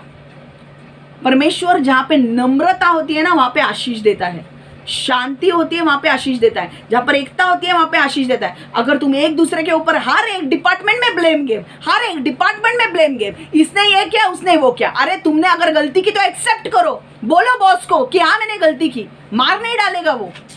और मैं बॉसेस को भी बोलती हूँ अगर किसी ने गलती की तो उन्हें माफ करना सीखो, उन्हें और एक चांस दो ताकि वो अच्छा कर सके। आपको पता है बच्चे ना, स्कूल के बच्चे, माँ बाप इतना प्रेशर देते हैं उनको, इतना प्रेशर देते हैं मार्क्स के लिए। 90.7% लाया, 94.7% लाया, वो घर पे जाके रिपोर्ट कार्ड बताने के लिए डरते कि मेरे को 94 मिला। क्यों? क्योंकि माँ बाप चाहते हैं 98% मिले। पता है वो लोग 94 और 98 क्या है यार, वो लोग 4%, मेरे को इतना परसेंट मिल रहा है, वो लोग जाके माँ बाप से डर के वो लोग जाके कूदते, सुसाइड करते हैं वो लोग।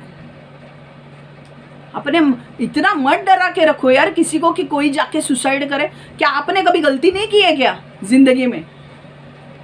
अगर कोई गलती करता है और अगर वो पश्चाताप करता है, कोई आदमी बोलता है कि हाँ मैंने गलती की और पश्चाताप करा, हाँ मैंने गलती की, माफ करो उसको, पर वो हृदय से पश्चाताप होना चाहिए, दिखाने के लिए नहीं। परमेश्वर सबके हृदय जानता है। तुम सिर्फ दिखाने के लिए हाँ अरे हाँ अपने को सिर्फ आशीष चाहिए, अपने को उद्धार चाहिए, परमेश्वर बोलेगा बॉस मैं तेरा हृदय जानता हूँ, तू क्या चीज़ है, मैं तेरे को नहीं देने वाला हूँ, है कि नहीं? कुछ लोग प्रॉपर्टी पाने के लिए मस्का मारते कि नहीं? वैसा नहीं, परमेश्वर सबके हृदय देख रहे है कि नहीं? अगर तुमने पाप किया है एक्सेप्ट करो तुम्हारा फॉल्ट, परमेश्वर तुम्हें माफ करेगा। पर कुछ चीजें हैं तुम्हारा परमेश्वर कुछ चीजों में न्याय करने वाला है, क्योंकि जो तुमने बोया है वो तुम काटोगे। परमेश्वर तुम्हें माफ करेगा पर उसके कॉन्सिक्वेंसेस नहीं जाएंगे, कई बार परिणाम तुम्हें भुगतने पड़ेंगे। समझ में आ रहा है? अगर परमेश्वर ने बोला है कि तुम गलत संबंध मत बनाओ और तुम लोगों के साथ गलत प्रोस्टिट्यूट्स के साथ गलत संबंध बनाते हो, तो तुम बाद में जाके जब तुमको पता चलता है तुम्हें एड्स हुआ है, तो परमेश्वर से माफी मांगोगे, यार परमेश्वर तेरे वचन में लिखा है ये नहीं करना चाहिए, एडल्ट्री कमिट नहीं करना चाहिए, मैंने की, मुझे माफ कर। परमेश्वर बोला मैंने माफ तो किया पर परिणाम तुझे भुगतने पड़ेंगे, परिणाम है एड्स, है कि नहीं?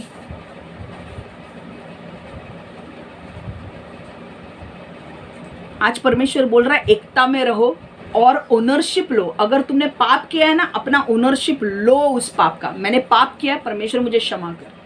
एक दूसरे के साथ ब्लेम गेम खेलना बंद करो, और यही इंडिया में हो रहा है। एक दूसरे के साथ ब्लेम गेम खेलना, एक दूसरे के साथ करप्शन करना, एक दूसरे को बचाने के लिए दूसरे को ठोकना।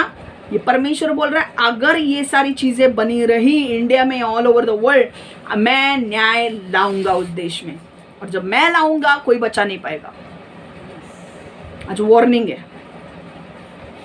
हर एक डिपार्टमेंट में, चर्च में, हर इंडिया के हर एक डिपार्टमेंट, चर्चेस में, all over the world department, churches जितने भी है, उसमें यूनिटी चाहिए परमेश्वर को। परमेश्वर बोल रहा है अपने अपने इश्यू रिजॉल्व करो, पर मेरे को यूनिटी चाहिए।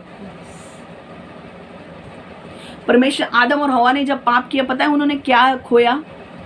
वो हमेशा के लिए पृथ्वी पर जिंदा रहने वाले थे, पर क्योंकि उन्होंने पाप किया, परमेश्वर के आज्ञा का उल्लंघन किया, एकता में नहीं रहे। एकता में रहते तो आदम समझाता कि नहीं उसे, हवा क्या देख रहे उस फल को, खाना नहीं है, परमेश्वर ने बोला ही नहीं खाना है। नहीं रहे एकता में, क्या हुआ? जाके मस्ती की ना दूसरों के साथ, मस्ती का फल भुगत रहा है। एकता में नहीं रहा, वो अपनी मर्जी से काम करना था, अपनी मर्जी से काम करना था। हवा को तो करो। अब क्या हुआ पता है? वो लोग हमेशा के लिए पृथ्वी पर जिंदा रहने वाले थे, पर रहे नहीं। उनको परमेश्वर पृथ्वी को स्वर्ग बनाने वाला था। हम लोग हमेशा के लिए जिंदा रहने वाले थे, पर क्योंकि आदम और हवा ने पाप किया, वो लोग कहाँ गए? वो लोग शारीरिक रूप में मर गए। अब वो स्वर्ग में है, पर वो मर गए। समझ में आ रहा है? इतने पाप के भयानक कॉन्सिक्वेंसेस होते हैं।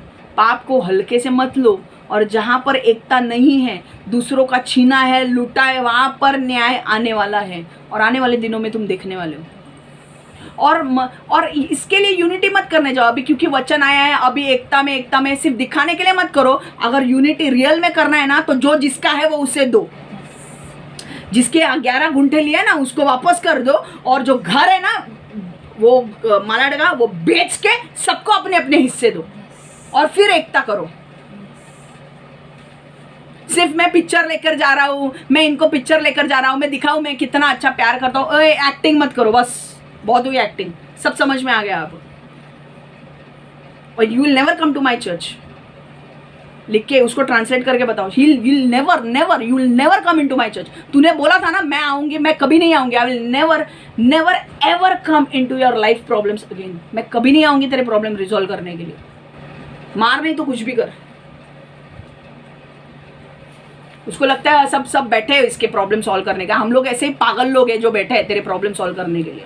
तूने हमको पागल समझ के लिया है। You will never enter my church.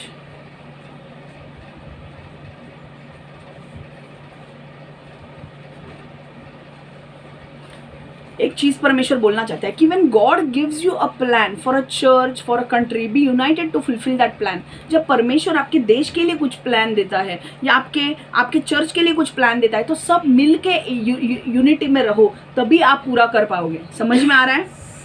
Because जब परमेश्वर देखता है कि सब लोग एक साथ हैं, वहाँ पर वो आशीष देगा, वहाँ पर सब कुछ देगा, और परमेश्वर के प्लान पूरे कर।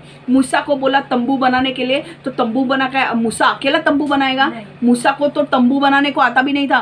परमेश्वर ने जब लोगों को इकट्ठा किया, और परमेश्वर ने बोला कि मैं ओहलियाब करके एक व्यक्ति है, उसे कार्विंग करना बहुत अच्छे से आता है फर्नीचर के ऊपर, वो कार्विंग करके देखा। परमेश्वर ने लोगों के अंदर वो स्किल्स डाले, और लोग सामने आके मूसा को बोलने लगे कि हमारे पास ये स्किल है, हम ना लकड़े का ये बना सकते हैं, हम लकड़े का वो बना सकते हैं, हम तंबू को ऐसा बना सकते हैं, हम संदूक को रखने के लिए जो चीज़ें लगने वाली थी वो कैसे रखना है, परमेश्वर ने मेजरमेंट दिए थे, और वो उसको बनाने के लिए हम आएंगे। मूसा को पता था किसके अंदर क्या स्किल है, पर परमेश्वर ने लोग एकता में थे, परमेश्वर ने फटाफट लोगों को उठाया, और जो स्किल्स में लोग थे वो सामने आए। हम बना सकते हैं, हम आर्किटेक्ट है। उस टाइम के वो लोग आर्किटेक्ट थे, और वो सब एक साथ आए। कुछ लोगों में हुनर था, वो लोगों ने हुनर दिया। कुछ लोगों के पास समय था, उन्होंने अपना समय दिया। कुछ लोगों के पास पैसा था, उन्होंने अपना पैसा दिया, और परमेश्वर का तंबू बनाया।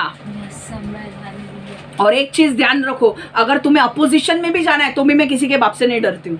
अपोजिशन में जाना है तो जाओ, पर मैं मंदिर बना के रखूंगी, मैं बनाऊंगी। किसको अपोजिशन में जाना है वो जाओ। नहमाया जब मंदिर बनाने के लिए खड़ा हुआ था, उसके भी अपोजिशन में लोग आए थे। मैं किसी के बाप से नहीं डरती हूँ। जो आना है, जिसको अपोजिशन में आना है आ जाओ, मैं नहीं डरती। पर अगर एकता में आते हो, वहां पर आपको आशीष मिलेगी। अगर अपोजिशन में आते हो तो इतना याद रखो, परमेश्वर मारेगा। अब एक वचन है जो परमेश्वर आपको बताना चाहता है, बहुत इंपॉर्टेंट वचन, फटाफट हम पढ़ेंगे और हम खत्म करेंगे। शद्रक, मिशक और अबेदनगो के बारे में। दानियल 3:16 से 18।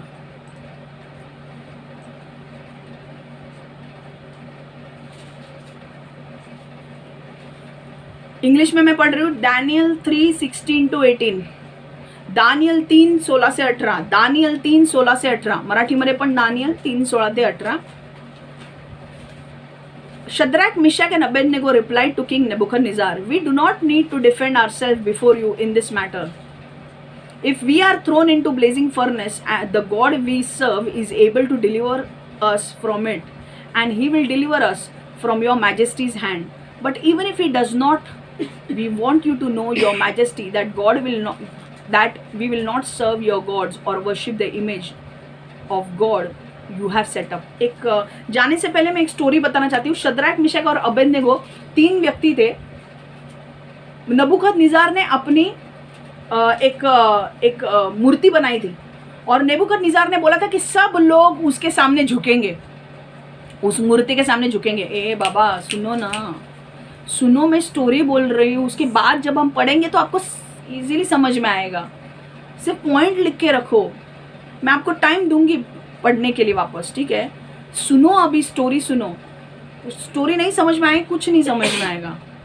शद्रक, मिशक और अबेदनेगो ये 3 बच्चे थे और नबूकदनेस्सर जो था वो राजा था. ये 3 बच्चे इजराइल से आए थे.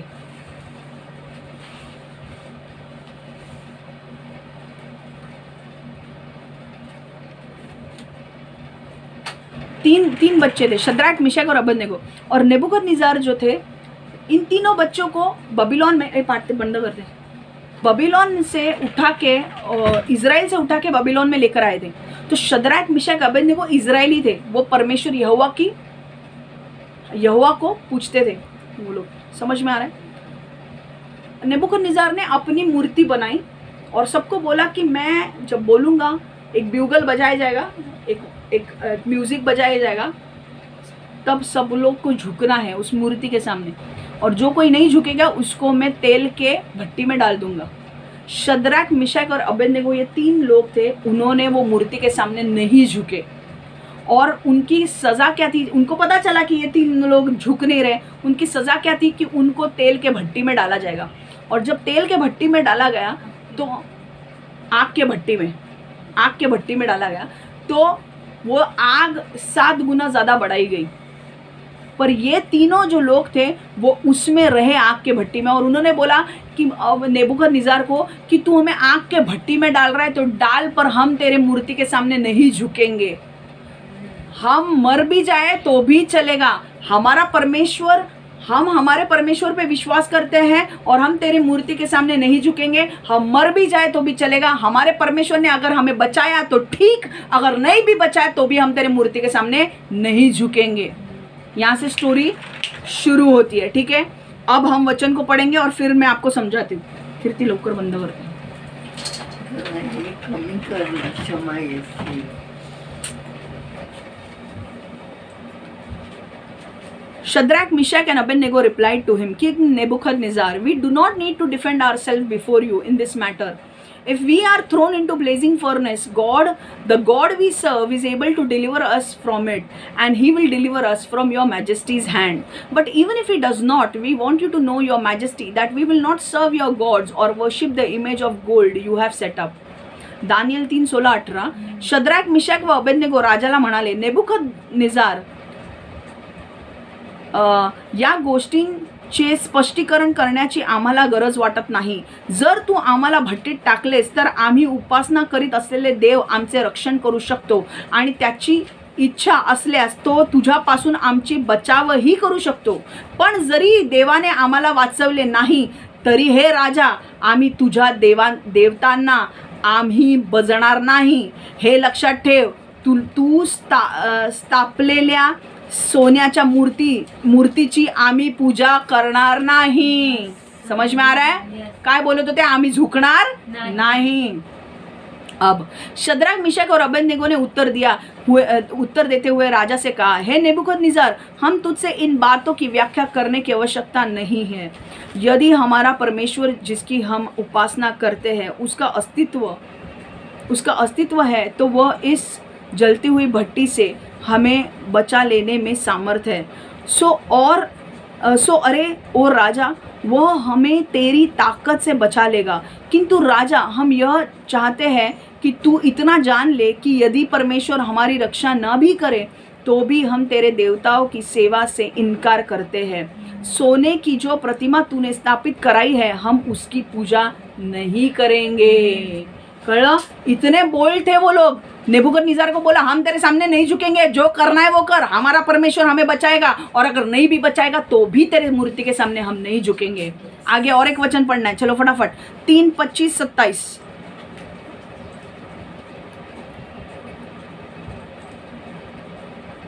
दानियल 3:25-27 इंग्लिश में पढ़ रही हूँ। दानियल 3:25-27।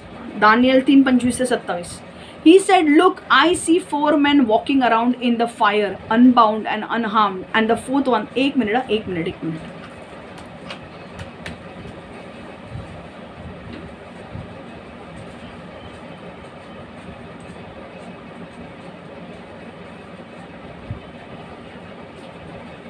ओके, हम 20 से पढ़ेंगे अब। And commanded some of the strongest soldiers. अभी देखो अब क्या हुआ। शद्रक मिशक अबेदनेगो ने बोला तो हम झुकेंगे नहीं। तो इसने क्या बोला नबूकदनेस्सर ने, नहीं ना झुकोगे, अब मैं भट्टी को 7 गुना ज़्यादा बढ़ाऊंगा, हाँ, और तुम्हें मैं जलाऊंगा। अब ये वचन शुरू हो रहा है। और उस भट्टी को जब 7 गुना ज़्यादा जलाया ना, तो ये शद्रक मिशक अबेदनेगो के साथ और एक व्यक्ति नेबूकदनेस्सर को दिखाई दिया और वो उनके साथ था। नेबूकदनेस्सर बोल रहे ये कौन चौथा व्यक्ति है? हमने तो तीनों को डाला, शद्रक मिशक और अबेदनेगो को, ये चौथा व्यक्ति कौन है? वो चौथा व्यक्ति नेबूकदनेस्सर ने बोला ये तो परमेश्वर का पुत्र लग रहा है। हालेलुया। बहुत सारे स्कॉलर्स मानते हैं कि वो यीशु था।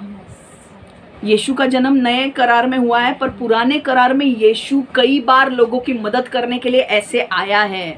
आपको पता है यहोशू के साथ जब फाइट किया, पता है इसने फाइट किया और उसकी तंगड़ी है थाई तोड़ दिया, पता है आपको? उसके जांघों के ऊपर याकूब के साथ उसके जांघों पर वार किया। पता है बहुत सारे स्कॉलर मानते हैं कि याकूब की लड़ाई यीशु के साथ हुई थी। समझ में आ रहा है? उस वक्त यीशु नहीं आया था, यीशु का जन्म नहीं हुआ था, पर वो स्वर्गदूत की तरह आता था मदद करने के लिए। वहाँ पे वो कौन था? शद्रक मिशक और अबेदनेगो को जब आग में डाला गया तो चौथा आदमी जो नेबूकदनेस्सर ने देखा वो था, ये तो परमेश्वर का पुत्र लग रहा है, और वो परमेश्वर का पुत्र ही था। बहुत सारे स्कॉलर मानते हैं ही वॉज जीसस, वो यीशु था। हालेलुया। अब हम पढ़ने वाले हैं, रेडी है? समझ में आ रहा है? और पता है जब उसने देखा ना कि बाप रे, ये मैं क्या देख रहा हूँ, इतनी भट्टी जलाने के बाद भी ये लोग के कपड़े नहीं जले हैं, दाढ़ी नहीं जली है, कुछ भी नहीं खराब, उनके मुंह से कुछ बदबू नहीं आ रही है, जलने की बात नहीं आ रही है, फिर भी ऐसे अच्छे कैसे निकले हैं? और फिर नेबूकदनेस्सर ने बोला आज से शद्रक मिशक और अबेदनेगो का जो परमेश्वर है उसकी पूजा की जाएगी, उसे सब लोग ग्रहण करेंगे। हालेलुया। अब हम पढ़ेंगे वचन को, समझ में आ रहा है? चलो अब उससे क्या हमें सीखना है मैं बताती हूँ। पहला स्टोरी समझ में आ गई, सुनो अब सुनो। And Daniel 3:20-27, Daniel 3:20-27, Daniel 3:20-27। And commanded some of the strongest soldiers in his army to tie up Shadrach, Meshach and Abednego and throw them into the blazing furnace. So these men, wearing their robes, trousers, turbans and other clothes, were bound and thrown into blazing furnace. The king's command was so urgent and the furnace so hot that the flames of the fire killed the soldiers who took up Shadrach, Meshach, Abednego. वहाँ पे आग इतनी थी कि जो soldiers, जो सैनिक उनको लेकर जा रहे थे ना नीचे डालने के लिए, वो मर गए, पर शद्रक, मिशक, अबेदनेगो नहीं मरे। समझ में आ रहा है? सुनो अभी सुनो। The king's command was so urgent and the furnace so hot that the flames of the fire killed the soldiers who took up Shadrach, Meshach and Abednego. And these 3 men firmly tied fell into blazing furnace. Then King Nebuchadnezzar leaped to his feet in amazement and asked his advisors, were not 3 men that we tied up threw into the fire? They replied, certainly, your majesty.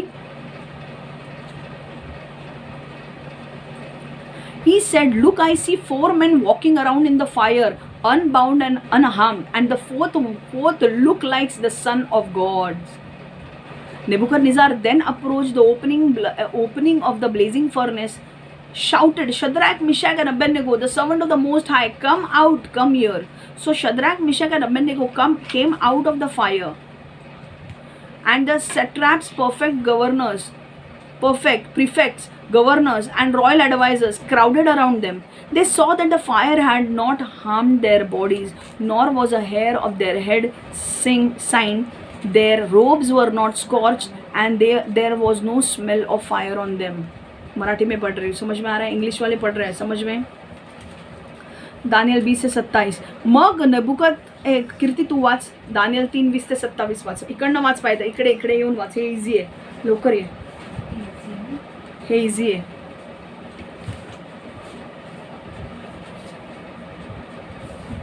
Hey easy आहे.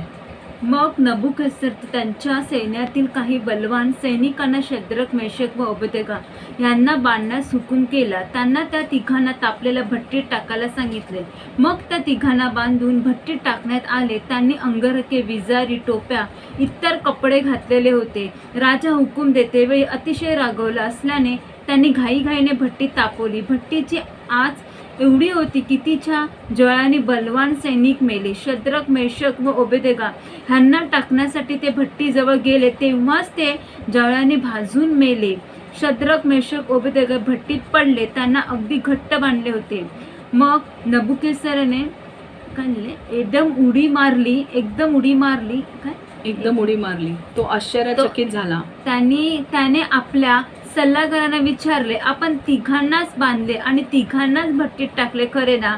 सल्लागार उत्तरले, हो महाराज. मग राजा म्हणाला, पहा, मला अग्नीमध्ये 4 माणसे चालताना दिसतात. ते बांधले नाहीत व जळले नाहीत. चौथा देवदूताप्रमाणे दिसत आहे. मग नबुकद्नेस्सर तापलेल्या भट्टीच्या तोंडाजवळ गेला. तो ओरडला, शद्रक, मेशक, अबेदनेगो बाहेर या. परत देवाच्या सेवकांनो इकडे या. मग ती तिघे अग्नीतून बाहेर आली. ते बाहेर येताच प्रांताधिकारी, मुलकी अधिकारी, राजाचे सल्लागार, राज्यपाल ह्यांनी त्यांच्या भोवती गर्दी केली. अग्नीने शद्रक, मेशक व अबेदनेगो जळाले नाही त्यांनी पाहिले होते. त्याचे अंग, केस किंवा वस्त्रे काहीच जळाले नव्हते. एवढेच नव्हे तर ते अग्नीत असून सुद्धा त्यांच्या अंगाला जळकट वास येत नव्हता.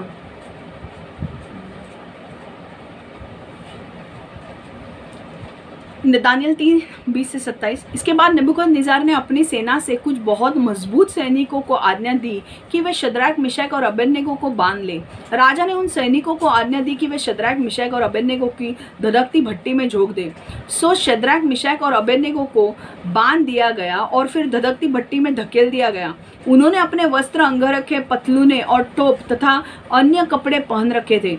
जिस समय राजा ने यह आज्ञा दी थी उस समय वह बहुत क्रोधित था, इसलिए उन्होंने तात्काल ही भट्टी को बहुत अधिक तपा लिया. आग इतनी अधिक भड़क रही थी कि उसकी लपटे से वे शक्तिशाली सैनिक मर गए.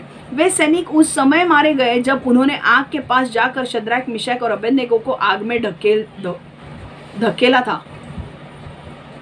शद्रक, मेशक और अबेदनेगो आग में गिर गए थे. उन्हें बहुत कसकर बांधा हुआ था. इस पर राजा नेबूकदनेस्सर उछल कर अपने पैरों पर खड़ा हो गया. उसे बहुत आश्चर्य हो रहा था.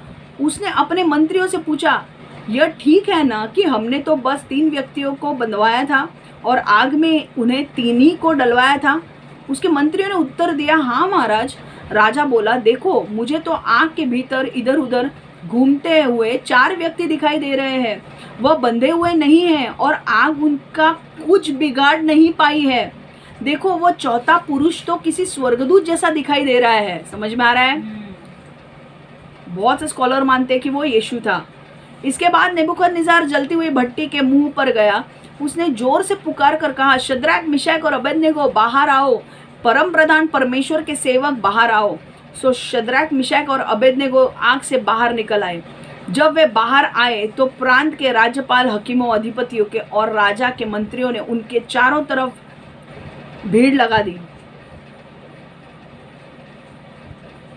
वे देख पा रहे थे कि आग ने शद्रक, मेशक और अबेदनेगो को छुआ तक नहीं.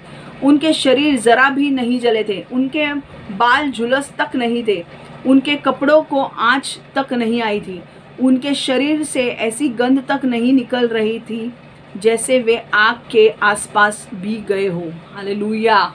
समझ में आ रहा है? तो जब उनको डाला गया तो उन्होंने देखा कि 3 नहीं 4 व्यक्ति, और उसमें से एक कौन है? परमेश्वर के पुत्र के जैसा दिख रहा है। और जब उनको जब उस दिन देखा कि अरे यार ये परमेश्वर का पुत्र है, तो नेबूकदनेस्सर मान गया कि भाई ये सच में परमेश्वर के बच्चे हैं और परमेश्वर ने इनको बचाया है। इनके हाथ की रस्सियाँ टूट चुकी है, इनके कपड़े नहीं जले हैं, इनके शरीर से बदबू नहीं आ रहे हैं, और उनको बाहर निकाला। समझ में आ रहा है? और परमेश्वर ने बाद में नेबूकदनेस्सर ने कहा कि जिस परमेश्वर की ये सेवा करते हैं, जिस परमेश्वर को ये पूछते हैं, 3 शद्रक मेशक अबेदनगो, उसी को पूरा बबीलोन के सारे लोग उन्हीं को मानेंगे। हालेलुया। तो कितनी बड़ी गवाही बन गई। अब पॉइंट क्या है मुझे बताना है। देखो, शद्रक मेशक और अबेदनगो जब चुनौती आई, जब उनको आग में ढकेला गया, वो ये नहीं बोलने, एक ने ये नहीं बोला कि अरे मुझे नहीं जाना है, मैं तो मैं मूर्ति के सामने झुकूंगा। किसी ने ऐसा नहीं बोला। सब लोग एक साथ रहे, सबका मन एक था। शद्रक मेशक और अबेदनगो का मन एक था कि भाई हम मरे तो मरे, अगर हमारा परमेश्वर इतना बड़ा है कि हमें बाहर निकाल सकता है, पर अगर हमें बाहर भी नहीं निकाला तो भी हम उस मूर्ति के सामने नहीं झुकेंगे। तीनों का मन एक था, तीनों के विचार एक थे, तीनों एक थे। और क्योंकि उनमें एकता थी, परमेश्वर ने बोला वहां पर मेरा आशीष आएगा, और आशीष क्या? खुद परमेश्वर वहां पर आया। हालेलुया। मैंने बोला ना तुम्हें, जहां पर यूनिटी है, जहां पर एकता है, वहां से सिर से लेकर पांव तक आशीष आएगा। यहाँ पर 3 लोगों ने एकता बताई और परमेश्वर का नाम ऊंचा करने के लिए उन्होंने बोला हमारी जान गई तो भी हमें परवाह नहीं, पर हम तेरे सामने झुकेंगे नहीं। पता है क्या हुआ? परमेश्वर ने बोला मैं इतना खुश हूँ, इनके एकता से मैं इतना खुश हूँ कि अब मैं खुद आने वाला हूँ इनका बचाव करने के लिए, और मैं खुद आग में उनके साथ उतरूंगा। ऐसा हमारा परमेश्वर है। अगर तुम परमेश्वर के साथ ईमानदार रहते हो ना, वह आग में क्या किधर भी तुम्हारे साथ उतरेगा और वहां पे खड़ा रहेगा और सबके सामने बताएगा कि मैं इनका बचाव करूंगा। हालेलुया। समझ में आ रहा है? यहाँ से सीखने वाली बात यह है, देख मुझे शद्रक मेशक और अबेदनगो के बारे में नहीं बोलना है, मुझे सिर्फ ये बोलना है कि तीनों में एकता थी। मुझे यही प्रूव करना है कि तीनों ने ऐसा नहीं बोला, 2 लोग डर गए, 2 लोगों ने ये नहीं बोला अरे मैं झुकता हुआ नेबूकदनेस्सर तेरे सामने, तेरी मूर्ति के सामने। नहीं, तीनों ने बोला हम नहीं झुकेंगे, जो होगा हम तीनों भोगेंगे। हमको मरना है तो तीनों साथ में मरेंगे, जीना है तो हम तीनों साथ में जिएंगे। अगर हमको परमेश्वर निकालेगा तो हम तीनों को साथ में निकालेगा, और नहीं निकालेगा तो तीनों साथ में मरेंगे। यूनिटी। हालेलुया। तुम्हारे जीवन में यूनिटी होना जरूरी है।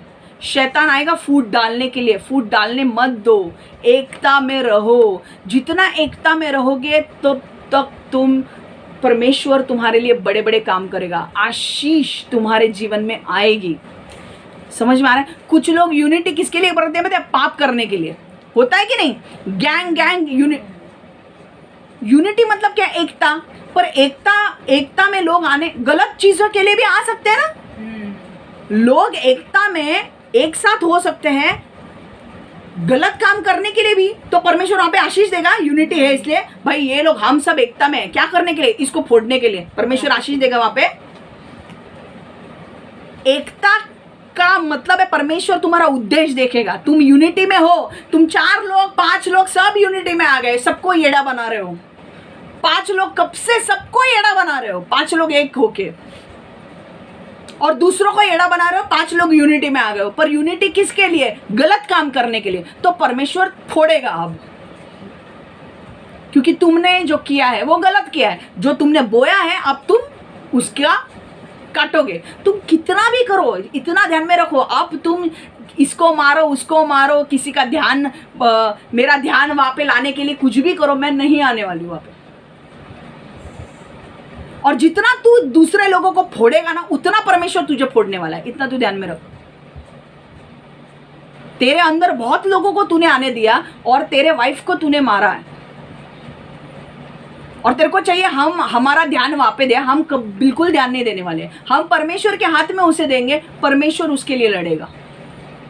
पर तूने जितने लोगों को अलाउ किया ना अपने अंदर आके वो काम करने के लिए, और अभी भी वो फोन आ रहा था, शायद तूने किया होगा, परमेश्वर तुझे धोएगा अब। क्योंकि तुम लोग ने गलत संगति, एकता तो थी पर गलत काम करने के लिए एकता की।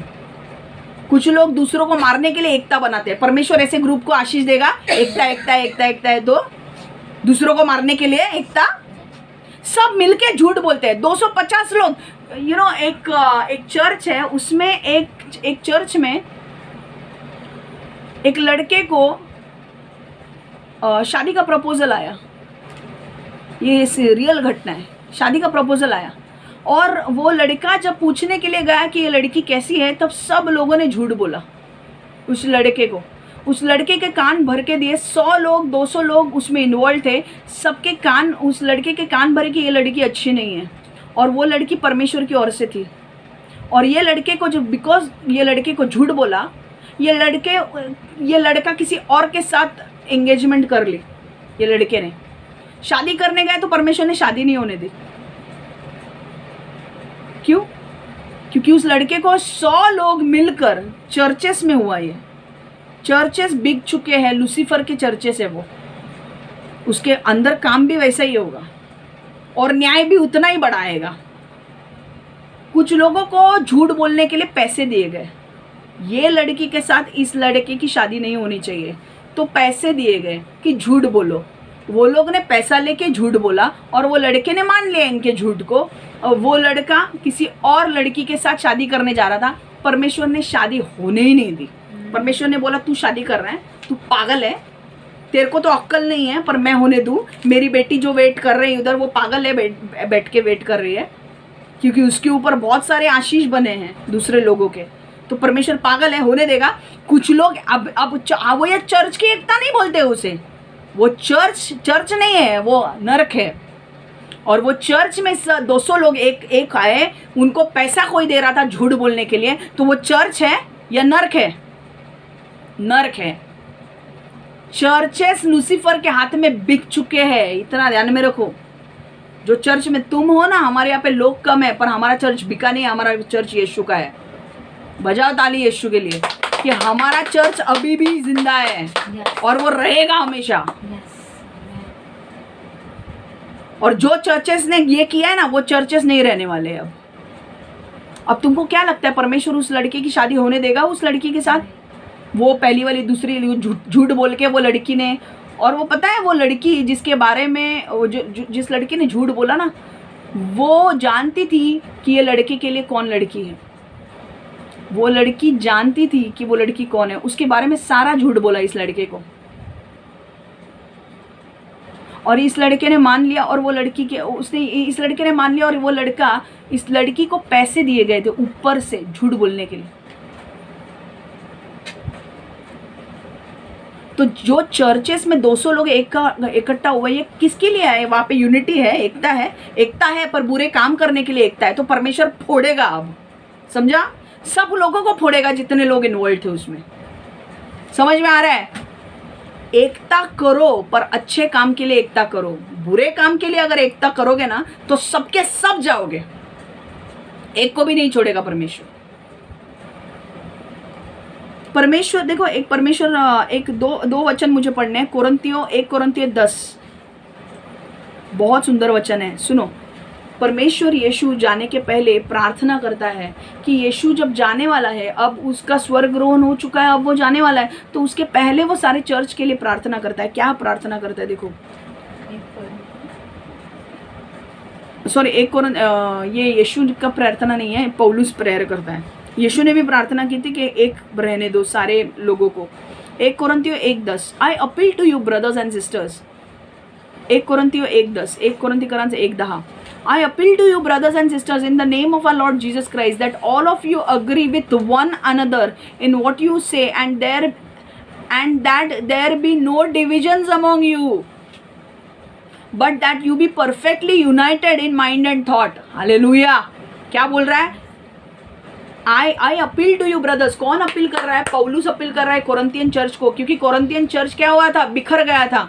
सब लोग अपने अपने मर्जी से चल रहे थे, इसलिए इसलिए पौलुस ने लेटर में लिखा कि I appeal to you brothers and sisters in the name of Lord Jesus Christ that all of you agree with one another, एक दूसरे के साथ रहो in what you say and that there be no divisions among you, एक दूसरे के बीच में फूट मत पड़ने दो, क्योंकि शैतान फूट डाल के कार्य करता है। But that you be perfectly United in mind and thought, अगर मन सा एक है ना तो कोई छीन नहीं सकता। अगर मन में अलग अलग विचार है, मेरे मन में अच्छे विचार है पर इसके मन में शैतान काम कर रहा है, मुझे अलग और इसको अलग करेगा। समझ में आ रहा है? 1 कोरिन्थियों 1:10, हे भाइयों हमारे प्रभु यीशु मसीह के नाम में मेरी तुमसे प्रार्थना है कि तुम में कोई मतभेद ना हो, तुम सब एक साथ जुटे रहो और तुम्हारा चिंतन और लक्ष्य एक ही हो। एक साथ जुटे रहो, चर्च को बोल रहा है एक साथ रहो, एक मन से एक हृदय से एक साथ रहो, एक दूसरे के प्रति जलन मत रखो, ईर्ष्या मत रखो, एक दूसरे को नीचे मत गिराओ। समझ में आ रहा है? एक दूसरे का छीनो मत, इनफैक्ट दूसरों को ब्लेस करो, अपना है तो दे दो, दूसरों को ब्लेस करो। 1 कोरिन्थिकरांचे 1:10, परंतु बंधूंनो प्रभू येशू ख्रिस्ताच्या नावामध्ये मी तुम्हास विनंती करतो की तुम्ही सर्वांनी खरोखरच तुम्ही सर्वांनी सारखेच बोलावे आणि तुमच्यात मतभेद असू नयेत, तर तुम्ही एकाच विचाराने व एकाच हेतूने परिपूर्ण व्हावे। एकाच विचाराने आणि एकाच हेतूने सब लोग मिलजुल कर रहो, सब लोग यीशु के लिए काम करो, सब लोग प्रेम से रहो, एकता में रहो। हालेलुया। समझ में आ रहा है? तो परमेश्वर आज क्या बोल रहा है? सिर्फ चर्चेस के लिए बोल रहा है एकता में रहने के लिए? नहीं, ऑल ओवर द वर्ल्ड सबको बोल रहा है एकता में रहो। क्यों? क्योंकि जब तुम एकता में रहोगे सारे आशीष तुम्हें मिलेंगे, सिर से पांव तक तुम्हें आशीष आएंगे। एक भी चीज नहीं होगी जो तुम्हारे हाथ से छूटेगी। वहां जहां पर एकता है परमेश्वर खुश होता है, जो मांगोगे वहां पे मिलेगा तुम्हें। समझ में आ रहा है? और एकता बुरे कामों के लिए एकता नहीं, अच्छे कामों के लिए एकता। समझ में आ रहा है? और बुरे कामों के लिए जब तुम एक होंगे ना तो परमेश्वर ठोकेगा भी सबको। सब लोग एक होके बुरे काम किए ना तो सबको ठोकेगा, एक को भी छोड़ेगा नहीं। बराबर है कि नहीं? परमेश्वर न्यायी परमेश्वर है। और एक वचन 2 क्रॉनिकल्स 30:12, बहुत मजा आएगा ये।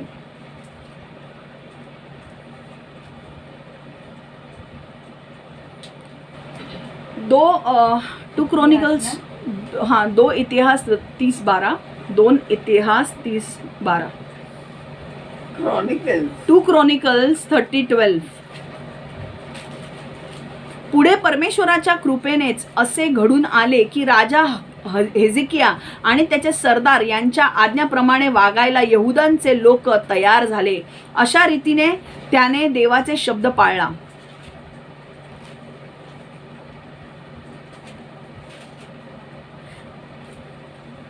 Also in Judah the hand of God was on the people to give them unity of mind to carry out what the king and his officials had ordered, following the word of the Lord.